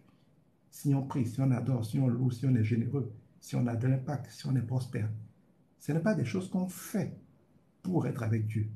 C'est des choses qui découlent du fait qu'on est avec Dieu. Mon enfant n'est pas premier en classe pour me dire, papa, j'ai été premier, fais-moi des cadeaux. C'est parce que je l'aime, parce que je le bénis, je le nourris, je paye son chauffeur, sa scolarité, ses répétiteurs, ses fournitures, son argent de poche. C'est parce que je le couvre de tout qu'il peut aller à l'école, n'avoir aucun souci et devenir le premier. Je peux en plus lui faire des bonus, lui faire des cadeaux pour l'encourager. Mais en vérité, ce n'est pas parce qu'il a été premier en classe que je fais tout ça. Même s'il est dernier de sa classe, même s'il est un enfant rebelle, je peux le punir, mais je ne vais pas arrêter de le nourrir, je ne vais pas arrêter de le soigner, je ne vais pas arrêter de payer sa scolarité. Dieu, le Père, s'occupe de nous parce qu'on est ses enfants. Et c'est parce qu'il nous reconnaît comme ses enfants, qu'il habite en nous. C'est ça la foi chrétienne.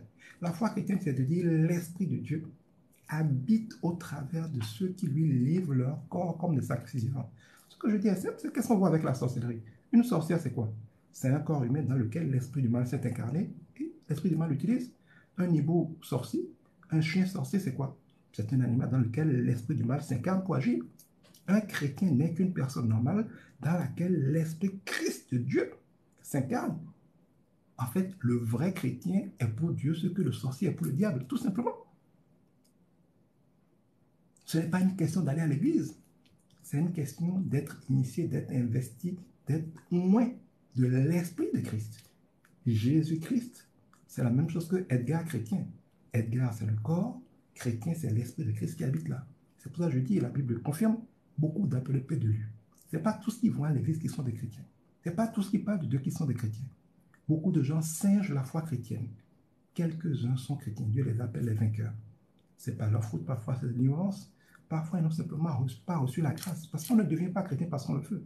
On dit personne ne peut dire que Jésus est Seigneur si le Saint-Esprit ne l'en fait la conviction. C'est une question de révélation que de devenir chrétien. Il ne suffit pas de vouloir. C'est Dieu qui vous appelle.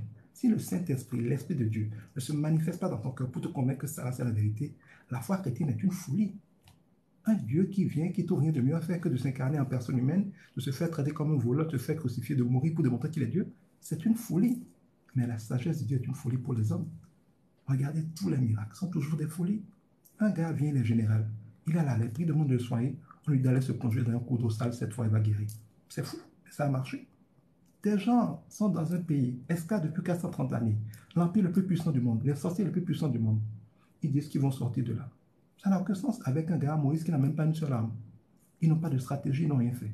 Mais ils sont sortis, Dieu a ouvert la mer, ils sont sortis, ça n'a pas de sens. Ils doivent prendre la ville de Jéricho, barricader 15 mètres de haut, 5 mètres de largeur. Quelle stratégie Dieu donne? Tourner autour du mur, ça va tomber. C'est fou, ça n'a pas de sens. Les gens n'ont plus de vin. Voilà le temps qu'il faut pour planter la vigne. Qu'elle donne des raisins, qu'on le presse, il fermente, qu'on ait du vin. Jésus dit, puisez de l'eau, donnez-le à boire. C'est devenu du vin. Quelle folie! Mais ce n'est pas de la folie avec un peu de révélation. L'ignorance donne l'impression que les choses sont folles. La révélation fait des waouh, c'est ça qu'il y a derrière. Quand on dit par exemple que Marie est mère de Dieu, c'est faux. Marie n'est pas mère de Dieu, ne peut pas être mère de Dieu. Parce que Dieu est le créateur qui n'a pas créé. Il est le début de toute chose. Il est l'alpha. Il est le commencement. Il ne peut pas être le commencement et avoir une mère.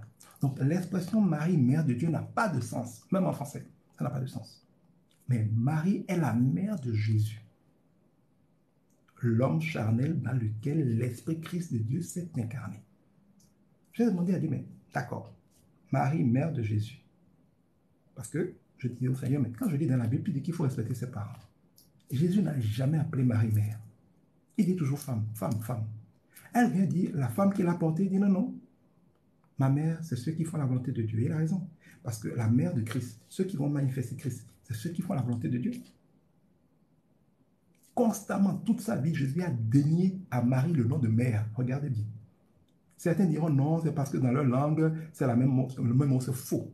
À la croix, il a dit, Jean, voici ta mère. Femme, voici ton fils. Ça veut dire qu'il connaît le mot mère. Mais pourquoi il a dénié ce mot-là, Marie? Parce que Marie ne peut pas être la mère de Dieu. Elle-même dit, je suis la servante de Dieu. On ne peut pas être la servante du roi et la mère du roi. On peut être la servante de Dieu et la mère de Dieu. J'ai dit, Seigneur, c'est bizarre. Comment elle fait pour être vierge et tomber enceinte? Et puis maintenant, on dit que c'est la mère de Jésus. Et tu dis que ce n'est pas la mère de Dieu. Explique-moi.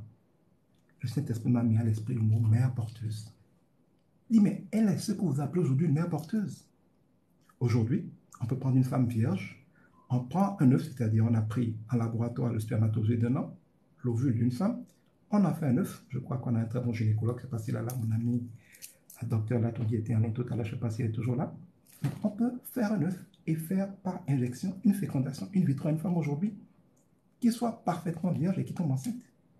Elle porte une grossesse, un enfant qui n'est pas son enfant génétiquement, ni l'enfant de son mari, elle, mais c'est l'enfant du couple qui a donné cet œuf-là. Elle va porter cet enfant, elle va accoucher de cet enfant. Elle ne sera pas la mère de l'enfant. Elle est la mère porteuse, la nounou, la servante que les parents ont loué, ont payé pour porter leur enfant. Cet enfant-là, s'il veut être rigoureux scientifiquement, ne l'appellera pas maman. Elle devrait l'appeler mère porteuse au mieux. Elle n'est pas biologiquement, elle n'est pas scientifiquement la mère de cet enfant et son mari n'est pas le père de cet enfant. Ils ne sont que les parents porteurs de cet enfant. Voilà comment on peut être mère de Jésus, vierge, pas mère de Dieu et pas mère de Christ. C'est pour ça que Jésus n'a jamais appelé mère. Il l'appelait femme. Mais beaucoup de gens voient là des contradictions, des incohérences. Il n'y a aucune incohérence. Si vous avez l'humilité, vous savez, avec Dieu, ne dites jamais que ce n'est pas possible pour commencer à faire le malin. Dieu va vous laisser dans votre ignorance. Quand c'est écrit, parce que la parole est la vérité, elle n'est pas une vérité. Dieu a créé ce monde et cela a forcément raison. Quand vous voyez une contradiction apparente en ce qui est écrit et ce que vous voyez, ce que vous vivez, rappelez-vous que nos cinq sens ne sont pas parfaits. Il y a des choses que je ne verrai pas, mais qu'un microscope va voir, qu'un aigle va voir. Il y a des sons que l'homme n'entend pas, mais qu'un chien va entendre. Il y a des choses que l'homme ne sent pas, mais qu'un animal donné va entendre. Donc c'est une question des capacités que Dieu a données aux cinq sens. Nous pouvons ne pas discerner quelque chose et que la chose existe. Comme nous pouvons voir quelque chose, quand vous regardez ma main, vous allez dire elle est propre. Mais ma main n'est pas propre, elle est pleine de microbes si on met un microscope. Ce qui paraît n'est pas ce qui est, et ce qui est ne paraît pas toujours.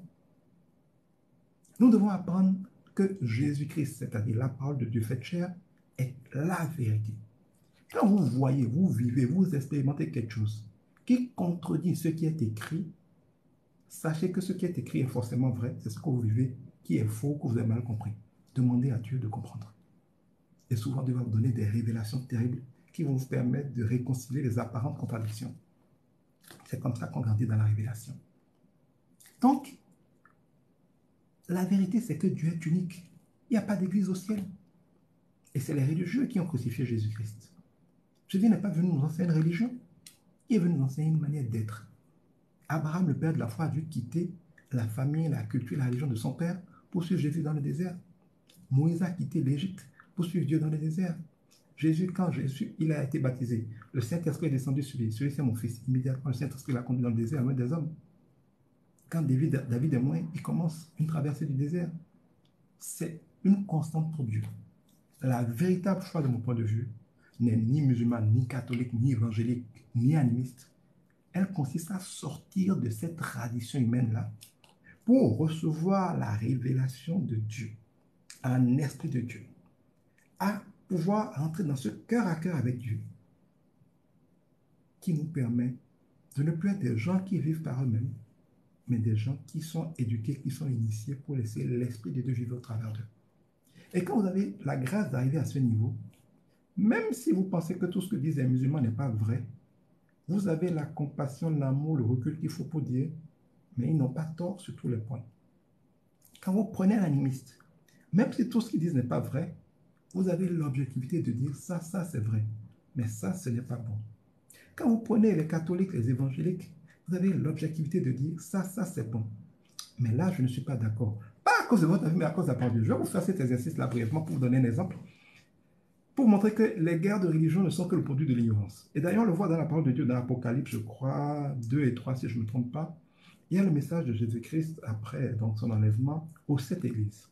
En fait, ces 7 églises sont 7 types d'églises. Pour chaque type d'église, il dit telle église, voilà, telle qualité. Et il ajoute toujours, voilà ce que je n'aime pas en toi. Répands-toi, si tu y arrives, tu vas avoir la vie éternelle. Il n'y a pas un type d'église auquel il a dit tout est parfait. Ça veut dire que les différents types de religions sont différents types d'organisations humaines, sont différents types de groupes, ayant chacun une partie de la révélation. C'est comme si quelqu'un te disait, un éléphant, c'est de grandes oreilles. Il a la raison, mais il n'a pas toute la vérité. Un autre te dit, un éléphant, non, ce n'est pas de grandes oreilles, c'est de grandes trompes, c'est une grande trompe. Il a raison, mais il n'a pas toute la raison. Un autre te dit, ah, un éléphant, c'est des pieds comme un tronc d'arbre. C'est pas faux, mais c'est pas tout. Un éléphant, c'est dur comme un grand tapis, c'est tout ce que c'est, parce qu'il est aveugle, il ne voit pas tout. La parole de Dieu dit clairement au travers de Paul que tant que nous sommes sur cette terre, nous voyons dans le règne spirituel que partiellement, comme au travers d'un voile. Quand nous allons quitter cette terre-là, nous verrons les choses dans leur globalité de manière beaucoup plus parfaite. La parole de Dieu est complexe, elle est riche, elle est infinie. Et au-delà de ce qui est écrit, il y a l'esprit de ce qui est écrit, c'est infini. Toi-même, tu connais parfois certains versets par cœur, mais dans certaines situations de ta vie, Dieu te fait expérimenter des choses, tu découvres des boulevards de choses que tu n'avais même pas imaginées comme se cachant dans cette révélation-là. Il y a trop de choses à savoir, comme le dirait un philosophe, le sujet est trop vague et la vie trop brève pour qu'on puisse en sortir. Ça nous prend de l'humilité. Quand vous prenez même au niveau de l'Église protestante, parce que l'Église protestante, c'est quoi? Ce n'est que des gens qui se sont opposés à la doctrine catholique parce qu'ils ont compris que le catholicisme était trop en contradiction avec la Bible et ils avaient raison. C'est un moine catholique, Luther, qui s'est opposé, qui a protesté contre la manière dont l'Église catholique gérait la foi, a démontré qu'il cachait la Bible aux gens et que tout ce qu'il faisait, ou en tout cas beaucoup de choses qu'il faisait, pas tout ce qu'il faisait, mais beaucoup de choses qu'il faisait étaient en contradiction avec les écrits qu'il cachait aux gens. Luther, profitant de Gutenberg qui venait créer l'imprimerie, a créé une traduction en allemand de la Bible et a commencé à vulgariser pour que les gens ouvrent les yeux découvrent que ce qu'on leur dit, il y a beaucoup de mensonges dedans. Ils sont devenus des protestants à la manière catholique de vivre la foi chrétienne. Mais avec ça, il a eu certaines révélations pour éclairer les gens sur le mensonge catholique. Ça a créé le protestantisme. Mais après, il y a eu d'autres révélations qui sont venues. Les pentecôtistes, c'est quoi? C'est des gens qui ont une plus grande révélation que celle qui était invoquée à l'époque de ce qu'est le retour du Saint-Esprit, la puissance du Saint-Esprit qu'on sort. Celui auquel Dieu a fait la grâce d'avoir cette révélation est devenu l'apôtre d'un nouveau courant. Ils ont bâti tout leur ministère sur la puissance de l'Esprit, ils ont raison. Mais c'est comme les roues ne sont qu'une partie de la voiture. C'est bon de travailler sur les roues. Vous voulez voir quand par exemple on veut créer un avion. On ne fait pas tout dans une usine. On peut commander les roues de l'avion dans un pays, commander les chaises de l'avion dans un autre pays, commander le fuselage de l'avion dans un autre pays, commander le moteur dans un autre pays. Chacun travaille sans même connaître les autres. Et puis quand tout est prêt, on amène tout dans un entrepôt et on assemble l'avion là. C'est ça la foi, on le voit je crois dans Jacques 4 si je ne me trompe pas, mais nous sommes différents membres du même corps. Cet esprit, l'esprit de Christ est là pour orchestrer les choses. Les organes du corps ont toute leur importance. Par exemple, des fois, on va vous dire, l'amygdale ne sert à rien, il y a une inflammation levée. Mais c'est faux, ça sert à quelque chose, sinon Dieu ne l'aurait pas mis. Peut-être que vous ne comprenez pas. On dit l'appendice ne sert à rien, on peut couper. C'est faux, si ça ne servait à rien, ça ne serait pas là. Ça ne sert peut-être pas à quelque chose qu'on connaît, mais chaque organe sert à quelque chose. Et les organes les plus invisibles, nous dit le Seigneur, sont les plus importants. Le cœur, le foie, tout ça, on ne les connaît même pas. Mais s'ils n'étaient pas là, on ne vivrait pas. La bouche, tout le monde la connaît, les yeux, tout le monde la connaît, le nez, on les connaît. Mais ce n'est pas les choses les plus stratégiques. Il y a des choses plus fatales que ça. C'est pareil dans la foi. Il y a différentes choses qui font la révélation. On peut avoir la grâce d'en connaître beaucoup, mais en général, quand Dieu réalise qu'une vérité est perdue, il va susciter un groupe de personnes auxquelles il va donner une révélation puissante de cette vérité-là.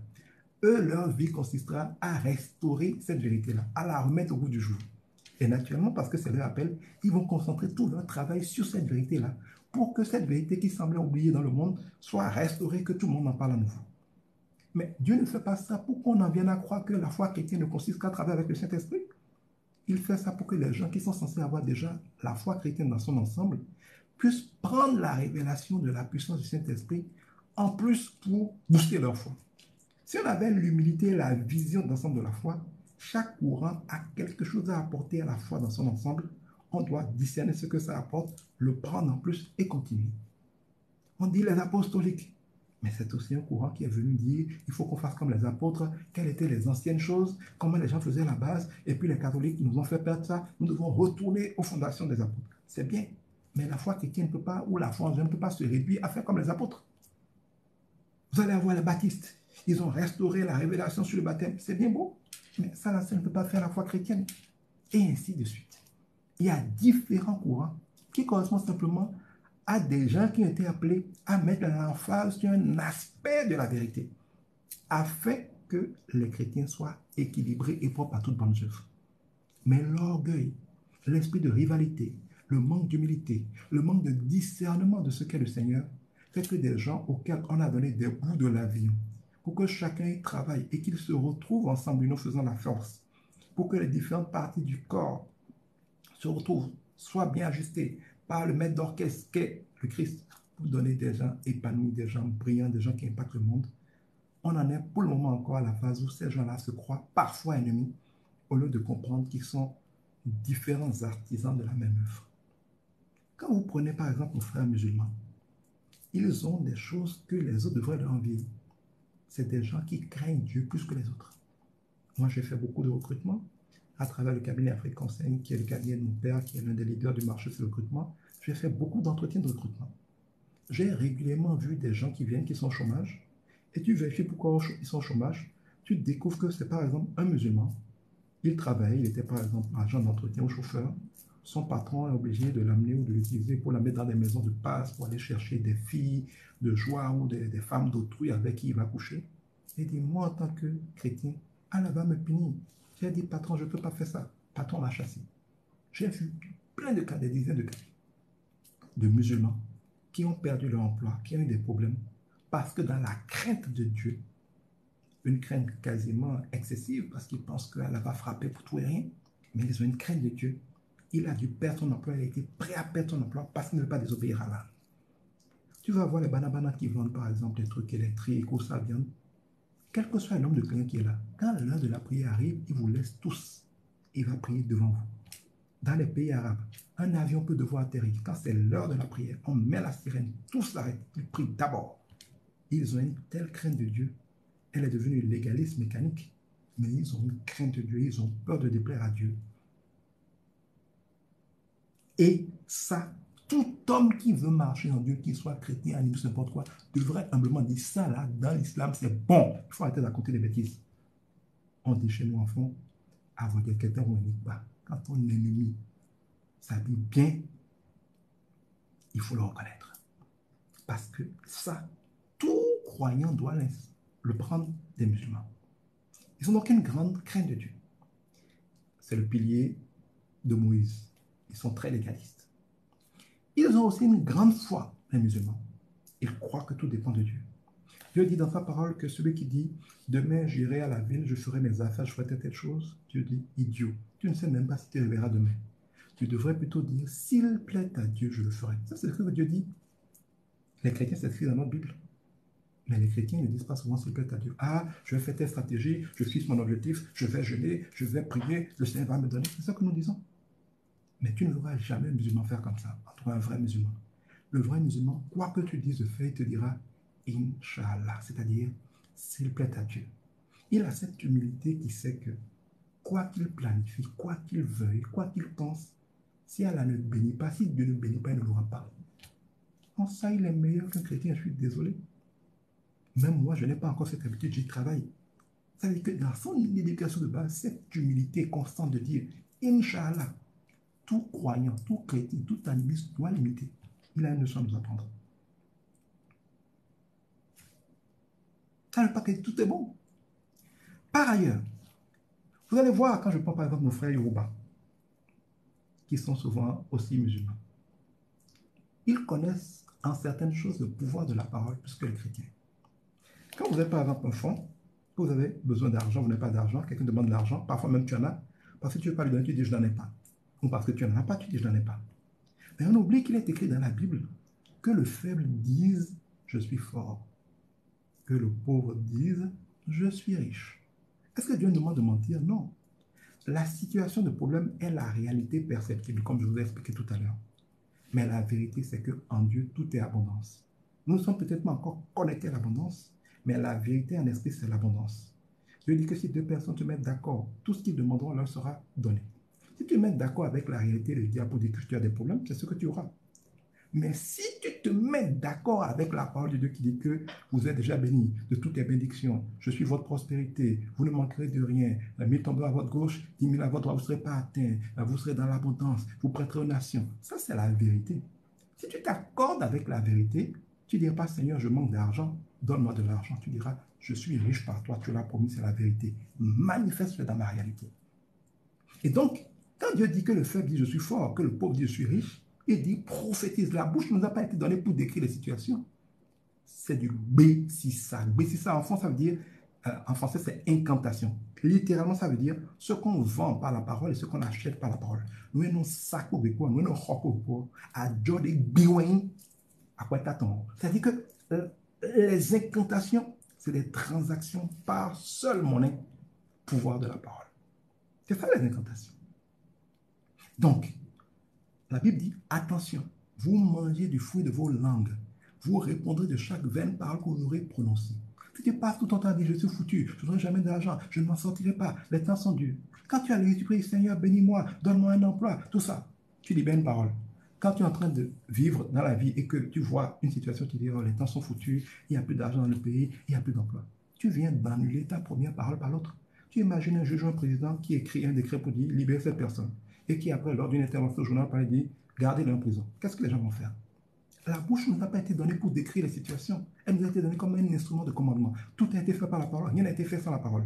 Et s'il n'y a qu'à l'homme que Dieu a donné la bouche, c'est que Dieu nous donne un instrument de commandement. La différence entre un roi et un homme simple, c'est que l'un a le pouvoir de commander, ça se fait, l'autre personne ne fait attention à sa parole.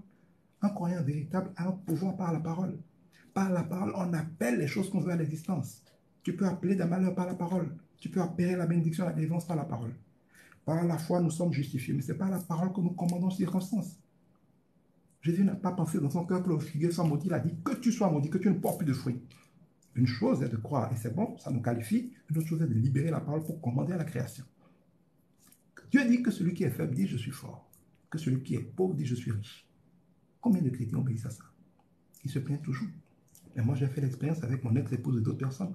Quand les gens sont des vrais croyants musulmans, et souvent, les Yoruba avec que j'ai vu ça, même la tournure dans la langue Yoruba, pour dire je n'ai pas d'argent, la tournure, donc la manière dont la langue même est formulée, je ne comprends pas Yoruba, et là, ça n'a pas voulu m'apprendre, peut-être que je ne comprends pas certaines choses, mais la tournure même dans la langue, quand je l'ai vérifié, pour dire je n'ai pas d'argent, dit littéralement je suis trop riche pour t'en donner.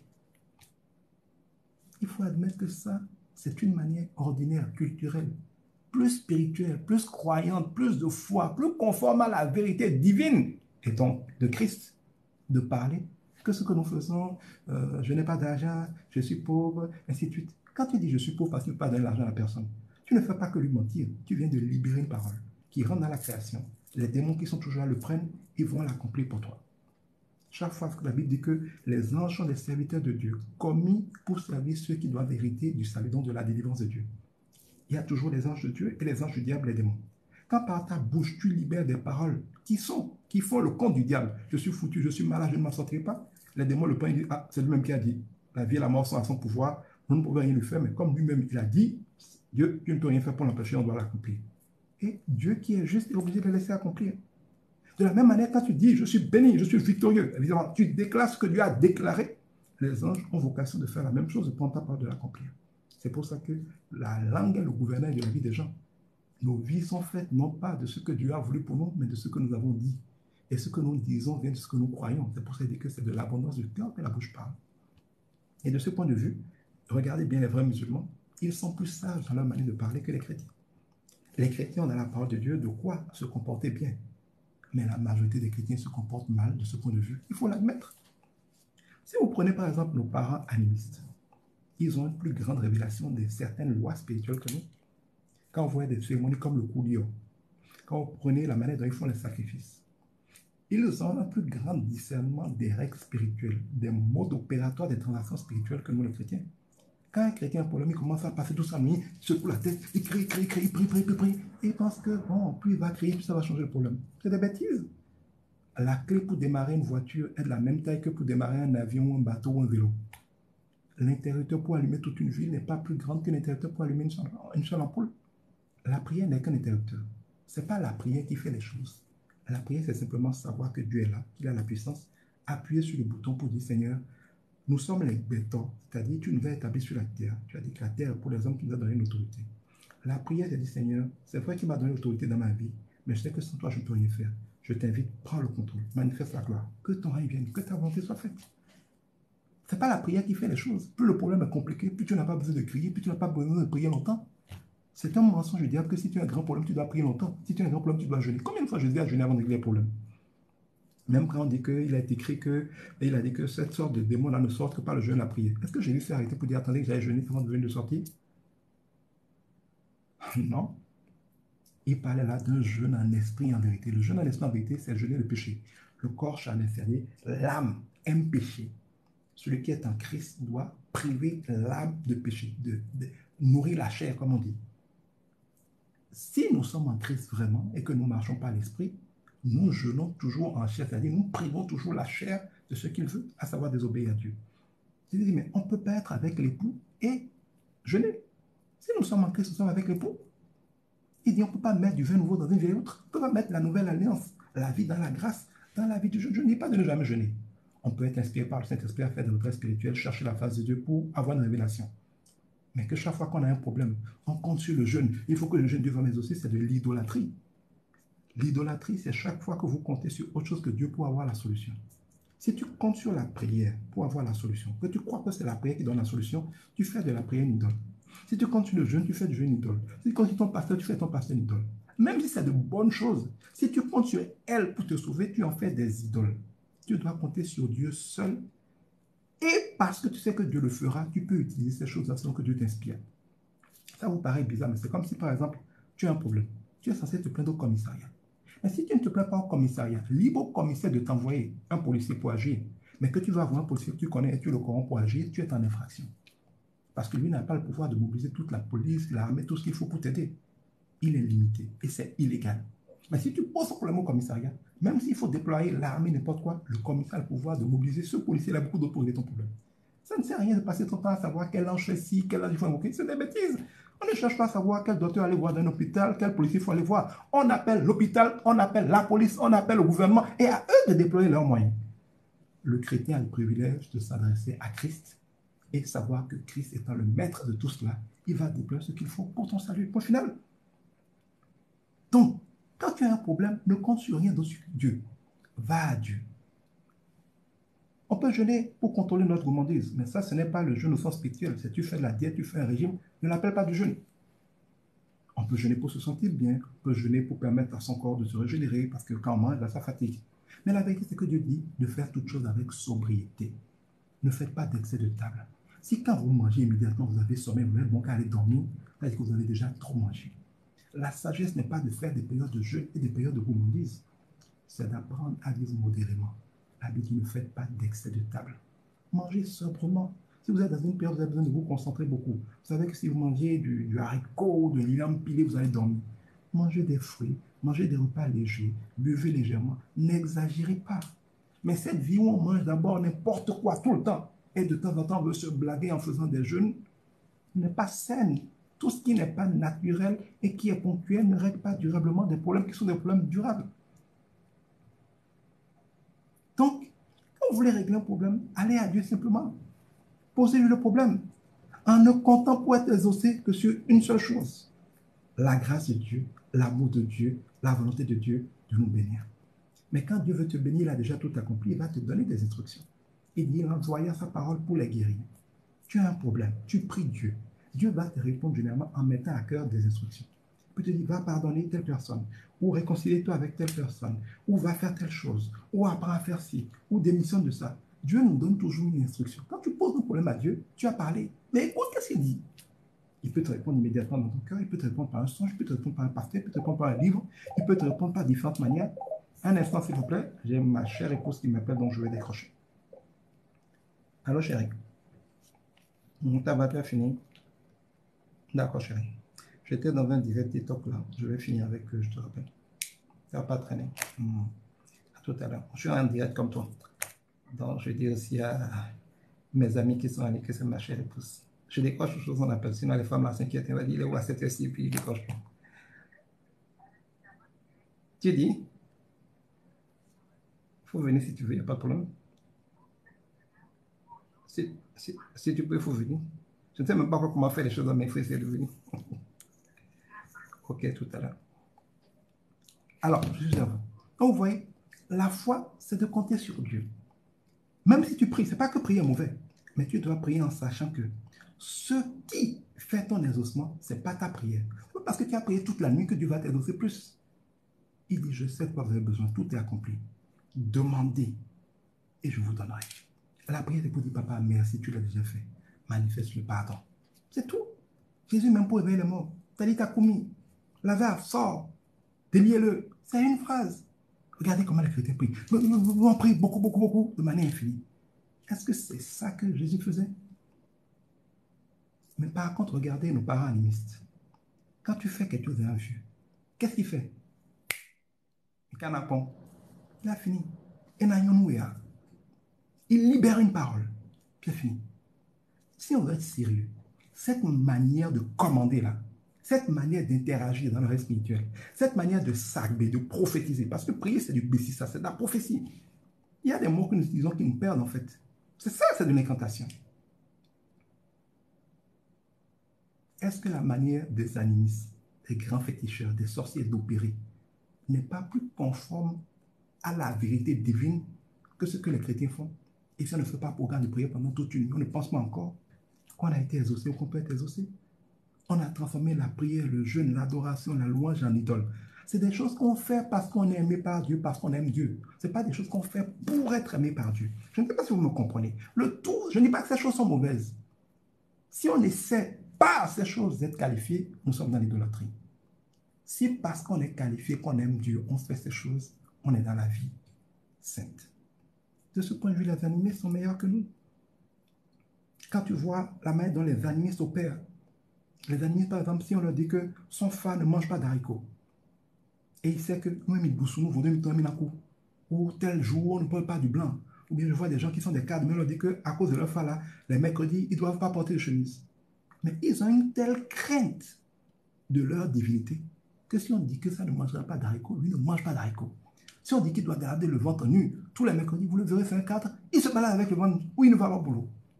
Ce niveau de crainte de Dieu qui fait qu'ils veillent à faire ce que leurs idoles demandent, si les croyants chrétiens l'avaient, on n'en serait pas là. Il faut apprendre à discerner en chacun ce qui est bon. Les animistes ont aussi un meilleur discernement de la suprématie de l'invisible sur le visible. Dieu dit que les choses invisibles gouvernent l'invisible. Les animistes savent plus que tous les autres. Quand un animiste a le moindre problème, comment ils en disent? Quand tu poses un problème à un animiste, il dit laisse-moi aller voir ce qu'il en est à l'esprit d'abord. Mais Dieu nous le dit, les choses invisibles gouvernent le visible. Marchez par l'esprit, non pas par la chair. Si vous voulez accomplir la volonté de Dieu, marchez par l'esprit. Les animistes savent mieux qu'il faut marcher par l'esprit que les chrétiens, que les catholiques, que les musulmans. Je ne sais pas si vous me comprenez. C'est pour ça que quand Dieu fait la grâce à un féticheur ou à un animiste de rencontrer Christ, il est censé devenir plus puissant dans la foi que les gens qui sont des chrétiens. Parce qu'il vient déjà. C'est pour ça qu'il ne faut pas juger les autres. Celui qui est musulman aujourd'hui, il a une plus grande crainte de Dieu que toi, il a une plus grande foi que toi. Mais il est encore ignorant parce que les musulmans sont très légalistes. Ils ne connaissent que le Dieu qui punit si tu fais mal et qui bénit si tu fais bien. Si avec amour, vous arrivez à leur communiquer la révélation de la grâce et qu'ils prennent ça en plus de leur crainte de Dieu, de leur foi, ils deviennent généralement de meilleurs chrétiens que les gens qui sont des chrétiens. Mamadou Kambéré, mon cher père spirituel, l'un des plus grands hommes de Dieu francophones, c'est un fils de musulman. Mohamed Samologo, que je considère comme étant le meilleur en Côte d'Ivoire, c'est un fils d'imam. Regardez, beaucoup d'enfants d'imams, beaucoup de grands musulmans, même des anciens imams, sont serviteurs de Dieu. Et ils sont redoutables, ils sont puissants. Parce qu'ils viennent déjà avec ces forces-là de la foi musulmane. Tout n'est pas parfait là-bas, mais tout n'est pas parfait chez les chrétiens non plus. Quand on veut grandir en Dieu, on apprend avec amour tout en ayant le privilège d'être en Christ, de discerner, de respecter, d'honorer ce qu'il y a de bon partout. Quand vous prenez nos frères catholiques, c'est une église bien organisée, une bonne hiérarchie, beaucoup d'œuvres, beaucoup d'orphelinats, beaucoup d'hôpitaux. Regardez au Bénin, hôpital de Zingui, hôpital de Tangueta, partout, toutes les écoles. Si vous voulez une bonne école aujourd'hui au Bénin, c'est une école catholique, de bonne restauration. Ils prennent beaucoup en charge les orphelins. Ils ont beaucoup d'œuvres, imprimerie, lit mortuaire, tout ça. Évidemment, c'est parce que l'Église catholique, c'est l'État romain qui a phagocyté l'Église pour créer une Église catholique romaine qui n'est en fait qu'un hybride de l'État romain et d'une foi. Ils ont mélangé les pratiques païennes romaines avec les pratiques chrétiennes pour créer l'Église catholique romaine. L'équivalent un peu au Bénin, par exemple, c'est l'Église christianiste céleste qui a mélangé les pratiques païennes béninoises avec la foi chrétienne pour donner l'Église christianiste céleste du Bénin. Donc, quand vous regardez, par exemple, l'Église catholique romaine, c'est une organisation donnée. C'est une discipline. C'est des œuvres. Vous ne verrez pas de désordre. Comme partout, il y a des désordres, il y a des choses qui ne sont pas bien, mais vous n'avez pas le désordre qu'il y a chez les évangéliques. Quelqu'un ne peut pas se lever, mettre un regard quelque part, prendre la Bible à l'envers et commencer à raconter n'importe quoi aux gens. Tout n'est pas bon là-bas. Ils ont fait beaucoup de désordres, l'esclavage, la colonisation, il y avait des maisons closes de prostitution. Il y a plein de choses qu'on peut reprocher aux catholiques. Shalom Innovation ABCD. Ahmed AZ, shalom à toi. Donc, en réalité, cette église-là, oui, ils ont quelque part tué les premiers chrétiens. Oui, ils ont essayé d'enterrer la vérité de l'évangile. Oui, ils ont mélangé le paganisme romain avec la Bible pour fabriquer ce qu'ils ont fabriqué. Ils ont raconté plein de choses, d'accord. Mais il faut voir ce qui est bien. C'est par eux que le monde entier a connu Jésus. C'est par eux qu'on a créé Noël. C'est par eux qu'on a créé la fête de Pâques. C'est eux qui ont obligé le monde entier à connaître Jésus. Ils ont enseigné un Jésus, je dirais, édulcoré par les pratiques païennes romaines aux gens, mais ils ont quand même enseigné Jésus. Ça simplifie la tâche quand maintenant un protestant veut compléter la révélation pour que les gens naissent de nouveau. Alors, ma chère épouse est là. Je vous dis bonjour. Bonjour. Vous allez bien? Bonjour, maman. Tout le monde est là. Ah oui, c'est un direct avec des intervenants. Exactement, c'est un direct avec des intervenants. J'étais en train de leur expliquer quelque chose On avant de réouvrir le... alors oui, je vais voir comment je fais pour ouvrir le micro pour que les gens puissent te parler. Oui, bonjour maman. Oui, bonjour, comment ça va? Ça va, quand vous avez appelé, j'ai écrit un commentaire pour taquiner papa que papa est avec vos enfants. Un instant, vous pouvez y aller. J'étais sur mon écouteur, donc elle n'entendait pas. Oh, ok. Je disais que quand elle avait appelé, j'ai écrit un commentaire que papa est avec ses enfants. Vraiment. Oui, moi aussi j'étais avec les miens aussi de l'autre côté. Ok. J'étais aussi avec les miens en train de discuter. Ah oui. Ok. Ça est vraiment J'espère qu'ils vont bien là-bas. Pardon? J'espère qu'ils vont bien là-bas.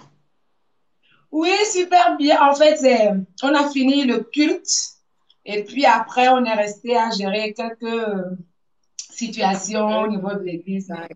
D'accord. Gloire à Dieu. Alors, je vous laisse parler. Okay. Je vais rester à côté. Non, je ne vais pas partir, je vais rester. Ok, d'accord. Je vais rester à côté pour vous suivre. Nous sommes gâtés alors. Oui. Ok, ça en tout cas, il va faire son direct plus tard. Moi, je vais faire le mien. Ok. Je fais mon direct. Pas aujourd'hui. Papa continue. D'accord. Ok. D'accord. Alors, donc, on était en train de dire, tu vois, quand tu prends nos frères musulmans, il y a des choses qu'on doit leur imiter. Quand on prend les frères animistes, il y a des choses qu'on doit leur imiter. Quand on prend les catholiques, par exemple, les catholiques, regardez tout ce qu'ils ont comme orphelinat, hôpital, école et consorts. Aujourd'hui, moi, j'ai honte. Mes propres enfants, moi, je suis pasteur, sont tous dans des écoles catholiques. Je ne peux pas me fâcher pour les mettre dans les églises, dans une école évangélique, on va leur enseigner Christ parce qu'il n'y en a pas. J'ai bien envie d'en créer, mais je ne veux pas non plus créer n'importe quoi. Donc, il faut prendre le temps de faire quelque chose de bien si on veut le faire. Mais combien d'écoles on a? Ça veut dire qu'on a beau dire tout ce qu'on veut. Qui qu'on soit, on doit voir ce qui est bon chez les catholiques et s'en inspirer. Chez les évangéliques, on a quoi de bon? On reconnaît que la parole est Seigneur. On ne doit pas blaguer avec les écrits. Christ est non négociable. Le Saint-Esprit est non négociable. Nous sommes un peu, comme le dit la Bible, ceux qui revendiquent le plus qu'il faut obéir à Dieu. Maintenant, est-ce qu'on y obéit vraiment? On a des choses à apprendre des musulmans. On a des choses à apprendre des catholiques. Regardez, par exemple, un catholique qui est en train de circuler et passe devant une église catholique, même si c'est une prostituée, il fait automatiquement une genuflexion. Il y a la petite boîte là, le Saint-Sacrement, il se dit que Dieu est là. Heureusement que Dieu n'est pas bloqué seulement là, Dieu est partout. C'est ça l'ironie du sort. Quand elle fait la prostitution, elle croit que Dieu n'est pas là. Mais quand elle passe devant l'église catholique, elle voit la boîte rouge, elle se dit que Dieu est là, donc il faut faire la genuflexion. Mais la différence, c'est que quand un catholique rentre à l'église, le lieu où on parle de Dieu, vous sentez immédiatement une certaine attitude de respect. C'est vrai que l'attitude ne fait pas le cœur et que le lieu ne fait pas la foi. Mais cela montre que là où ils croient qu'il y a Dieu, ils ont un peu de respect. Mais regardez les évangéliques, ce qu'ils font dans leur lieu de culte. Je connais des gens, y compris chez moi, qui étaient serviteurs de Dieu, qui ont couché en des relations fornication dans l'église avec des sœurs. Un catholique, même s'il veut faire l'adultère, ne va pas oser faire ça devant le Saint-Sacrement. Mais un évangélique peut le faire. Ou en tout cas, ce que j'appelle des faux évangéliques, des gens qui ne sont pas nés de nouveau, mais qui pensent qu'en se baladant avec les que Dieu est chrétien. Vous voyez, pour dire en résumé que oui, nous avons le privilège d'avoir Christ, d'avoir ce passeport diplomatique, que tout soit écrit. Et si nous vivons selon ce qui est écrit, nous sommes vraiment les plus bénis. Mais la vérité, c'est que nous ne sommes pas nombreux à le comprendre et encore moins nombreux à le vivre. Nous devons, quand nous témoignons de Christ, être humbles, travailler d'abord sur nous-mêmes, ne pas être des agents publicitaires de nos églises. Ne pas dire, toi, tu n'es pas évangélique, je n'ai pas à te parler. Ou bien, toi, quitte ton église pour venir chez moi. Nous devons être des témoins de la vérité. La vérité, c'est l'amour. La vérité, c'est l'humilité. La vérité, c'est la foi. Nous devons apprendre aux gens à vivre comme Dieu a dit et les aider à être heureux par cette connexion qu'ils vont entretenir avec Dieu. Si Dieu veut qu'ils quittent là où ils sont pour nous rejoindre, tant mieux. S'il ne le veut pas, le plus important, c'est que nous les connections à Dieu, que nous les réconcilions avec Dieu. C'est notre vocation. Et je pense que quand on comprend ça, on ne doit pas tomber dans les pièges de commencer à faire des débats stériles. Il n'est même pas bon qu'un homme de Dieu ou un croyant perde du temps dans certains débats. Moi, quand les gens font les débats, je regarde. Si je sens des gens qui sont sincèrement ignorants et qui ont besoin qu'on leur explique certaines choses pour comprendre, et je sens que la manière dont ils réagissent, c'est de l'ignorance, j'interviens pour les éclairer. Mais quand je sens que c'est juste des orgueilleux, ils ne veulent rien écouter, ils savent qu'ils connaissent la vérité, je ne perds même pas mon temps parce qu'on ne réveille pas un chat qui ne dort pas. Et quand l'heure de Dieu sonnera, Dieu leur fera grâce. Voilà ce que je peux dire. Il y avait Agnangla qui n'a pas parlé. Il y a user 94, 78, 44, 92, 81 qui est là, je ne sais pas qui c'est. Bref, je vous donne peut-être la parole pour nous faire un petit coucou. Mais comme je vous dis, ça fait longtemps que je n'ai pas fait de direct. J'ai recommencé hier, j'ai fait Facebook. Aujourd'hui, j'ai voulu tester TikTok. Je suis content d'être avec vous. Donc, je vais faire ça souvent. J'aime bien être avec vous et puis ensemble, des choses naissent, comme le disait la sœur Plénitude tout à l'heure. Je dis, pose ta question, ne sait jamais. Elle a posé une seule question, elle est là aujourd'hui. Donc, le Seigneur étant là, dans nos discussions, beaucoup de belles choses peuvent sortir pour nous qui sommes là, comme pour les autres, parce qu'après, je vais rediffuser ça sur TikTok, que je pense que des gens pourront être bénis. Donc, je vous donne la parole à Dangla, qui est là dans le direct, et puis user 8418, vous avez la parole. Bon, moi, je dis bonjour à tout le monde. Bonjour, ma sœur. C'est quoi le prénom? Oui, Marilyn. Marilyn, enchantée. Enchantée aussi. J'ai écouté avec beaucoup d'attention et je n'ai pas beaucoup intervenu parce que je me disais que toutes les questions et les réponses, je les avais sans intervention. Donc, merci beaucoup. Nous rendons grâce à Dieu. Merci d'avoir été des nôtres. C'est toujours un plaisir. Souvent, nous qui enseignons beaucoup là, on n'a pas beaucoup d'occasion d'interagir avec les gens. Et je suis content que des choses comme TikTok nous offrent le plaisir de pouvoir le faire. Donc, je vais essayer de multiplier ces moments. Même si on n'est pas nombreux, c'est toujours agréable d'échanger avec les gens et de pouvoir leur parler directement. Voilà, que Dieu vous bénisse. Et puis, frère Agbangla, comment vas-tu? Je vais très bien chez vous. Tu es parenté à Antoine Agmangla? À qui? Antoine Agmangla? C'est mon grand-père. Ah oui? Oui. Parfait. Donc, je connais beaucoup d'Agmangla. Je crois que les Agmangla sont de Savalou aussi, non? Ouais, ouais, ça va, oui. Parfait. D'accord. Alors, heureux de t'entendre. Tu as la parole, mon frère. Tout le monde Ok, est mon bon, frère ici, hein, mais lui, Agmangla, là, je sens le Savalois comme moi un peu, mais nous sommes tous des frères. ça fait plaisir. Moi, je Alors, dois je déjà t'écoute. aller quand je suis tombé sur une de vos vidéos qui disait que quand, par exemple, et vous avez dit qu'un homme, lorsqu'il veut se marier, que Dieu le prépare d'abord. Mais lorsqu'il se presse, il tombe à côté, en fait. Donc, c'est là que j'ai vu le live et bon, j'ai voulu savoir un peu plus sur ce qui se passe dans le live. Donc, j'ai intégré. Et j'aimerais aussi ajouter que vraiment, j'ai vécu une petite expérience là qui, en fait, bon, votre vidéo m'a montré que, bon, en fait, c'était une préparation que Dieu faisait à mon niveau. D'accord, Je faisais, racontez-nous, en bref. bon, en fait, j'ai pas eu l'occasion de vivre vraiment avec mon père biologique. Mhm. Donc, je suis resté avec mon oncle. Et vous saviez, un enfant qui n'est pas vraiment chez ses parents, il y a de ces petits trucs-là. Donc, du coup, je me disais que pour moi, c'est que on me maltraitait.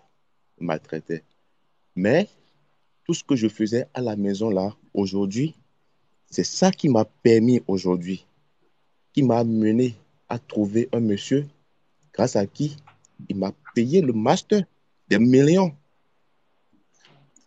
À la maison, en tant Vous que avez mon en oncle, fait je n'avais. expérimenté que tout est grâce Tout est grâce au fait. Dans et que le tout temps, concourt au bien moi, de ceux qui aiment Dieu. voilà, dans le temps, moi, je lavais les véhicules chaque soir au retour de mon oncle. Chaque soir. Je devrais laver le véhicule chaque soir. Je trouvais que c'était des corvées pour moi.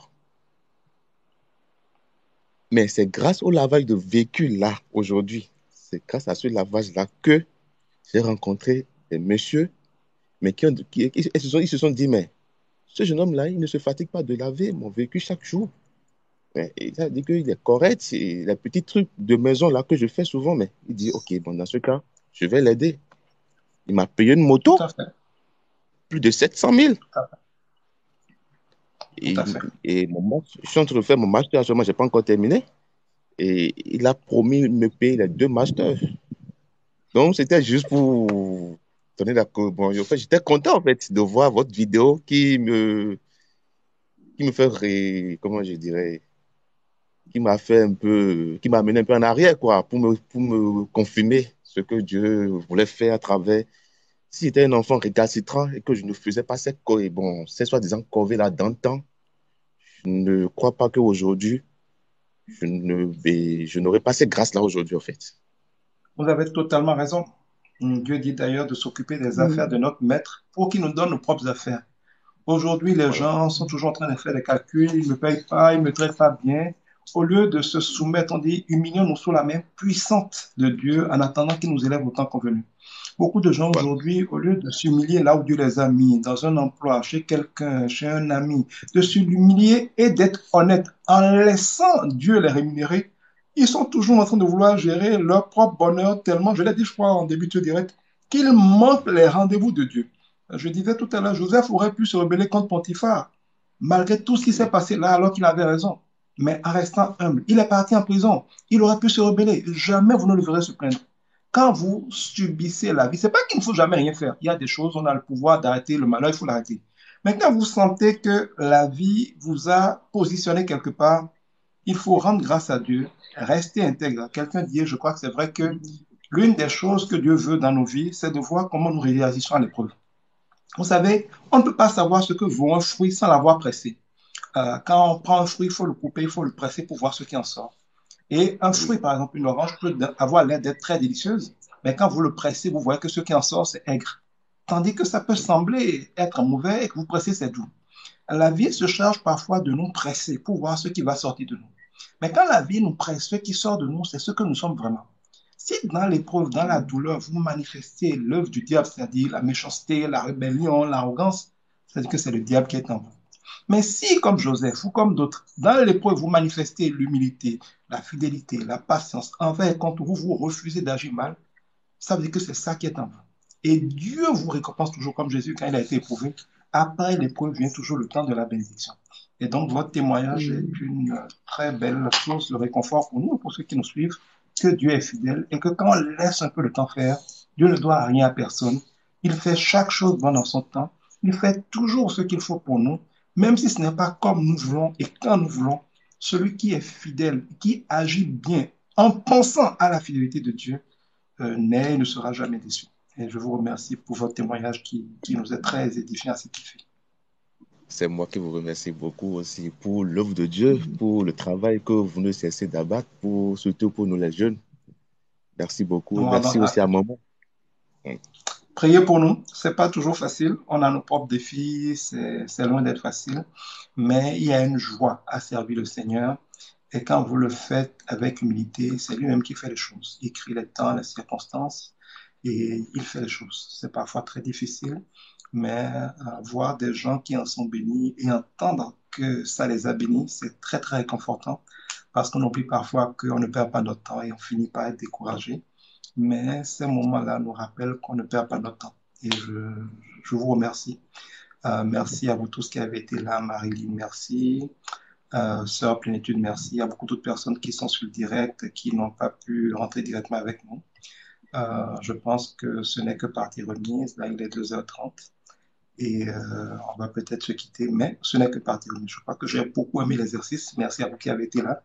Merci à la sœur Plénitude. C'est avec elle qu'on a brisé la glace. Et donc, je pense que nous allons multiplier ça. J'aime être avec vous comme ça, au lieu juste d'enseigner du haut de l'hôtel. C'est un privilège que d'échanger avec vous. Et Amen. nous allons multiplier ça. Que Dieu vous bénisse, que sa faveur soit sur chacun de vous dans vos maisons où que vous êtes, Amen. que vos enfants, vos proches et vous soient couverts par le sang de Jésus. Qu'il tienne loin de vous tout au l'ennemi, qu'aucun mal ne vous atteigne. Les tentations, ça ne manque pas, mais qu'il toujours la victoire là-dessus.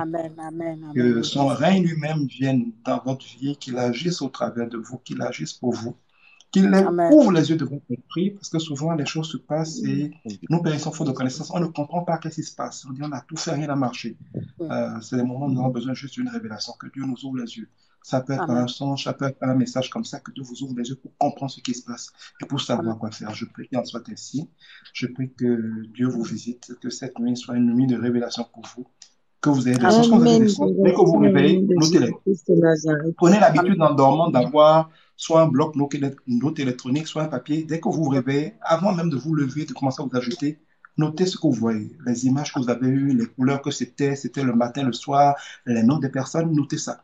Dieu nous parle beaucoup à travers les songes. Je vais peut-être faire bientôt, peut-être avec mon prochain direct, je ne sais pas encore sur les songes. Il m'a donné certaines grâces dans l'interprétation des songes, un peu comme Joseph. Et donc, quand vous commencez à avoir des prières pour le Seigneur, aide-moi, éclaire-moi, l'une des choses qu'il utilise beaucoup, c'est les songes. Et on a tous des songes. Mais certains oublient leurs songes, mais quand ils se réveillent, ils commencent à faire des choses au lieu de noter d'abord. Parce que sur le coup, vous ne pouvez ne rien comprendre. Notez tout ce que vous voyez. J'ai vu un enfant, j'ai vu de l'eau. Notez ce que vous voyez avec le maximum de détails.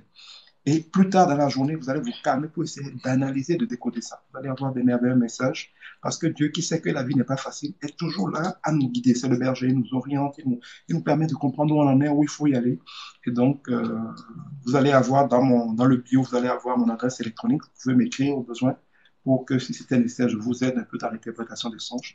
Donc, je prie que ce soit une nuit de visitation pour vous aussi, que vous suiviez des songes et que votre relation avec Dieu passe dans une autre dimension. Comme je l'ai dit, dans un direct précédent, j'ai enseigné pendant 2 heures de temps ce soir sur ce qu'est la vraie vie en Christ. Le Seigneur m'a vraiment inspiré. Je vous conseille d'aller voir ça sur Facebook, ça va vous être utile. N'hésitez pas à partager. Et puis, vraiment, j'ai été béni d'être avec vous. Je vous souhaite une bonne nuit. Je vais aller m'occuper un peu de Pasteur Mion, parce que la mère elle est venue là. Ça veut dire qu'elle veut que je la suive, donc je vais aller rester avec elle un peu. Il faut dire à maman qu'à cause d'elle, je vais dire à mon mari, il va renouveler ma dot pour qu'elle puisse. D'accord. Avec plaisir, il n'y a pas de problème. J'espère qu'il vous entend, hein. Il faut lui dire que. Oui, Oui, on va hein? renouveler ça. Oui, hein, je suis d'accord, je suis d'accord. Et c'est moi, j'ai venu remettre la dot là, une femme. C'est pour ça que j'ai dit, va renouveler ça. Donc, ça se renouvelle ou bien? Oui, C'est ça, non? oui. Oh, Ça se oui. renouvelle. Moi, j'ai dit que moi, je ne renouvelle rien. Ça se renouvelle. Je lui dis en même temps. Moi, je vis l'amour quotidien, je ne renouvelle pas la dot. La dot, c'est facile. Non, non, non, moi, je veux une dot personnelle. Maman est en train de parler indirectement. Voilà. C'est ça, je dis que moi, je ne renouvelle rien. Chacun n'a qu'à faire pour lui. Moi, je vis l'amour, je ne renouvelle pas les dot. Non, non, non, non, non, non, moi, je veux une dot personnelle. Voilà, que Dieu vous garde. Ok, vraiment, soyez vraiment, vraiment bénis. Vous êtes vous en vraiment prie. un couple pastoral vraiment très, très exemplaire et vous Merci, avez merci. besoin Priez pour vraiment nous. de nos prières et Le grand Dieu va vous accompagner. Amen. Soyez vraiment Voilà, bénis. tous les priez pour moyens nous. nécessaires Oui. afin que le projet soit accompli. Ok. Ahmed, ne t'inquiète pas, je vais faire bientôt un direct sur la question de comment entendre la voix de Dieu. Ça va peut-être mon prochain direct si Dieu le permet. Comment entendre Dieu, discerner Dieu, décoder ce que Dieu dit, savoir quand est-ce qu'on est dans la volonté de Dieu, interpréter les rêves. Je note ton intérêt pour les rêves, on va en parler, n'aie pas peur. Merci à vous tous qui êtes là, Jardel. Maintenant, je vous invite aussi à... Et sur TikTok, là, on pourra essayer de partager. Ce serait bon, quoi. Ne vous inquiétez pas, je vais utiliser de plus en plus TikTok. Je note ça. Oui, priez pour Merci nous. beaucoup. Priez pour Oui, nous. oui. Et aussi, Yes. il faut aller aimer Oui. ma page là-bas. Moi aussi, je vais faire mes directs sur le couple là-bas. D'accord. D'accord, d'accord. Oui. Bon, Non, moi, j'ai c'est plusieurs nouveau. pages. Bon, je ne connais pas le nom de page de madame. Non, j'ai plusieurs pages. Il y a la page Pasteur Emion et il y a la page Hermione Guidibi simplement. C'est la page Hermione Guidibi là qui est ma page principale sur TikTok. D'accord, d'accord. Ok, d'accord. Mais je voudrais commencer D'accord. aussi à faire des rubriques sur ma page Pasteur Hermione Guidibi. D'accord. Ok. Oui. Aussitôt déconnecté, Alors, Shalom, j'irai m'abonner à Hildon, vous. Mila Louise. Pardon? Je dis Oui. aussitôt déconnecté, j'irai m'abonner à vous. Merci. Là, on Shalom, pourra, Hildon papa Louise. pourra renouveler la dot. Voilà, voilà. Je lui dis, puis il dit que non, il ne renouvelle pas. Au lieu de renouveler pour moi seul, ce n'est pas toute la famille, pour moi seul. Oui. Moi, j'aime au quotidien, je ne renouvelle pas les dots. C'est que tu as mon quotidien, mais j'ai dit que je veux une dot. D'accord? Si tu veux quelque chose, tu demandes quelque chose, mais la dot, c'est terminé. Le mot dot, c'est trop. Ah, tu vois que c'est trop, non? Ah, C'est un peu trop. non, il y a moi qui Voilà, quand c'est la famille maman, qui vous te dit la voyez, c'est trop. maman, vous voyez le frère de papa le pays. Moi aussi, en tout cas, je soutiens maman. Oui.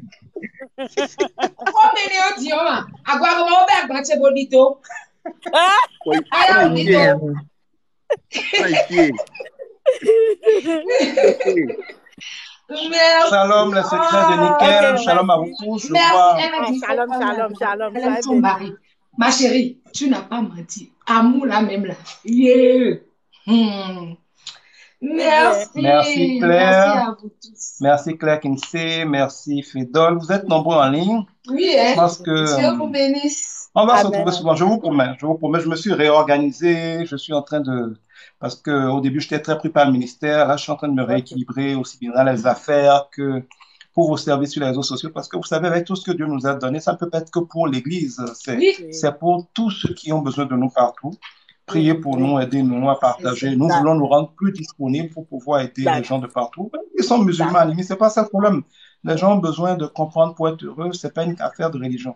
Et donc, priez pour nous. Je crois qu'on va y arriver ensemble. L'amour est universel. La foi en Dieu unique est universelle. Il y a des choses qu'on va dire. Donc, il n'y a pas d'inquiétude. Et surtout, nous, les femmes, là, nous avons vraiment besoin de maman, hein. Surtout moi, là. Je veux qu'elle partage avec moi ses expériences et pardon, maman. Non, mais c'est sur ma page là-bas, je le fais. Et prochainement, je suis en train d'organiser une rencontre entre femmes où on va vraiment s'édifier. Prier surtout sur les conflits de couple, parce que si le couple doit être solide, ça dépend aussi en majeure partie de la femme, parce que la Bible dit c'est la femme sage qui bâtit son foyer. Donc, donnez aussi aux femmes les armes qu'il faut, les paroles qu'il faut, l'accompagnement qu'il faut pour que, qu'elle soit bien dans le couple. Amen. Non, il n'y a pas de problème. D'accord. Merci à vous tous. Bonne nuit. Ok, bye bye. Amen. Bye bye. À très, très bientôt. Oui. À plus. À bientôt. Bonne nuit. À plus.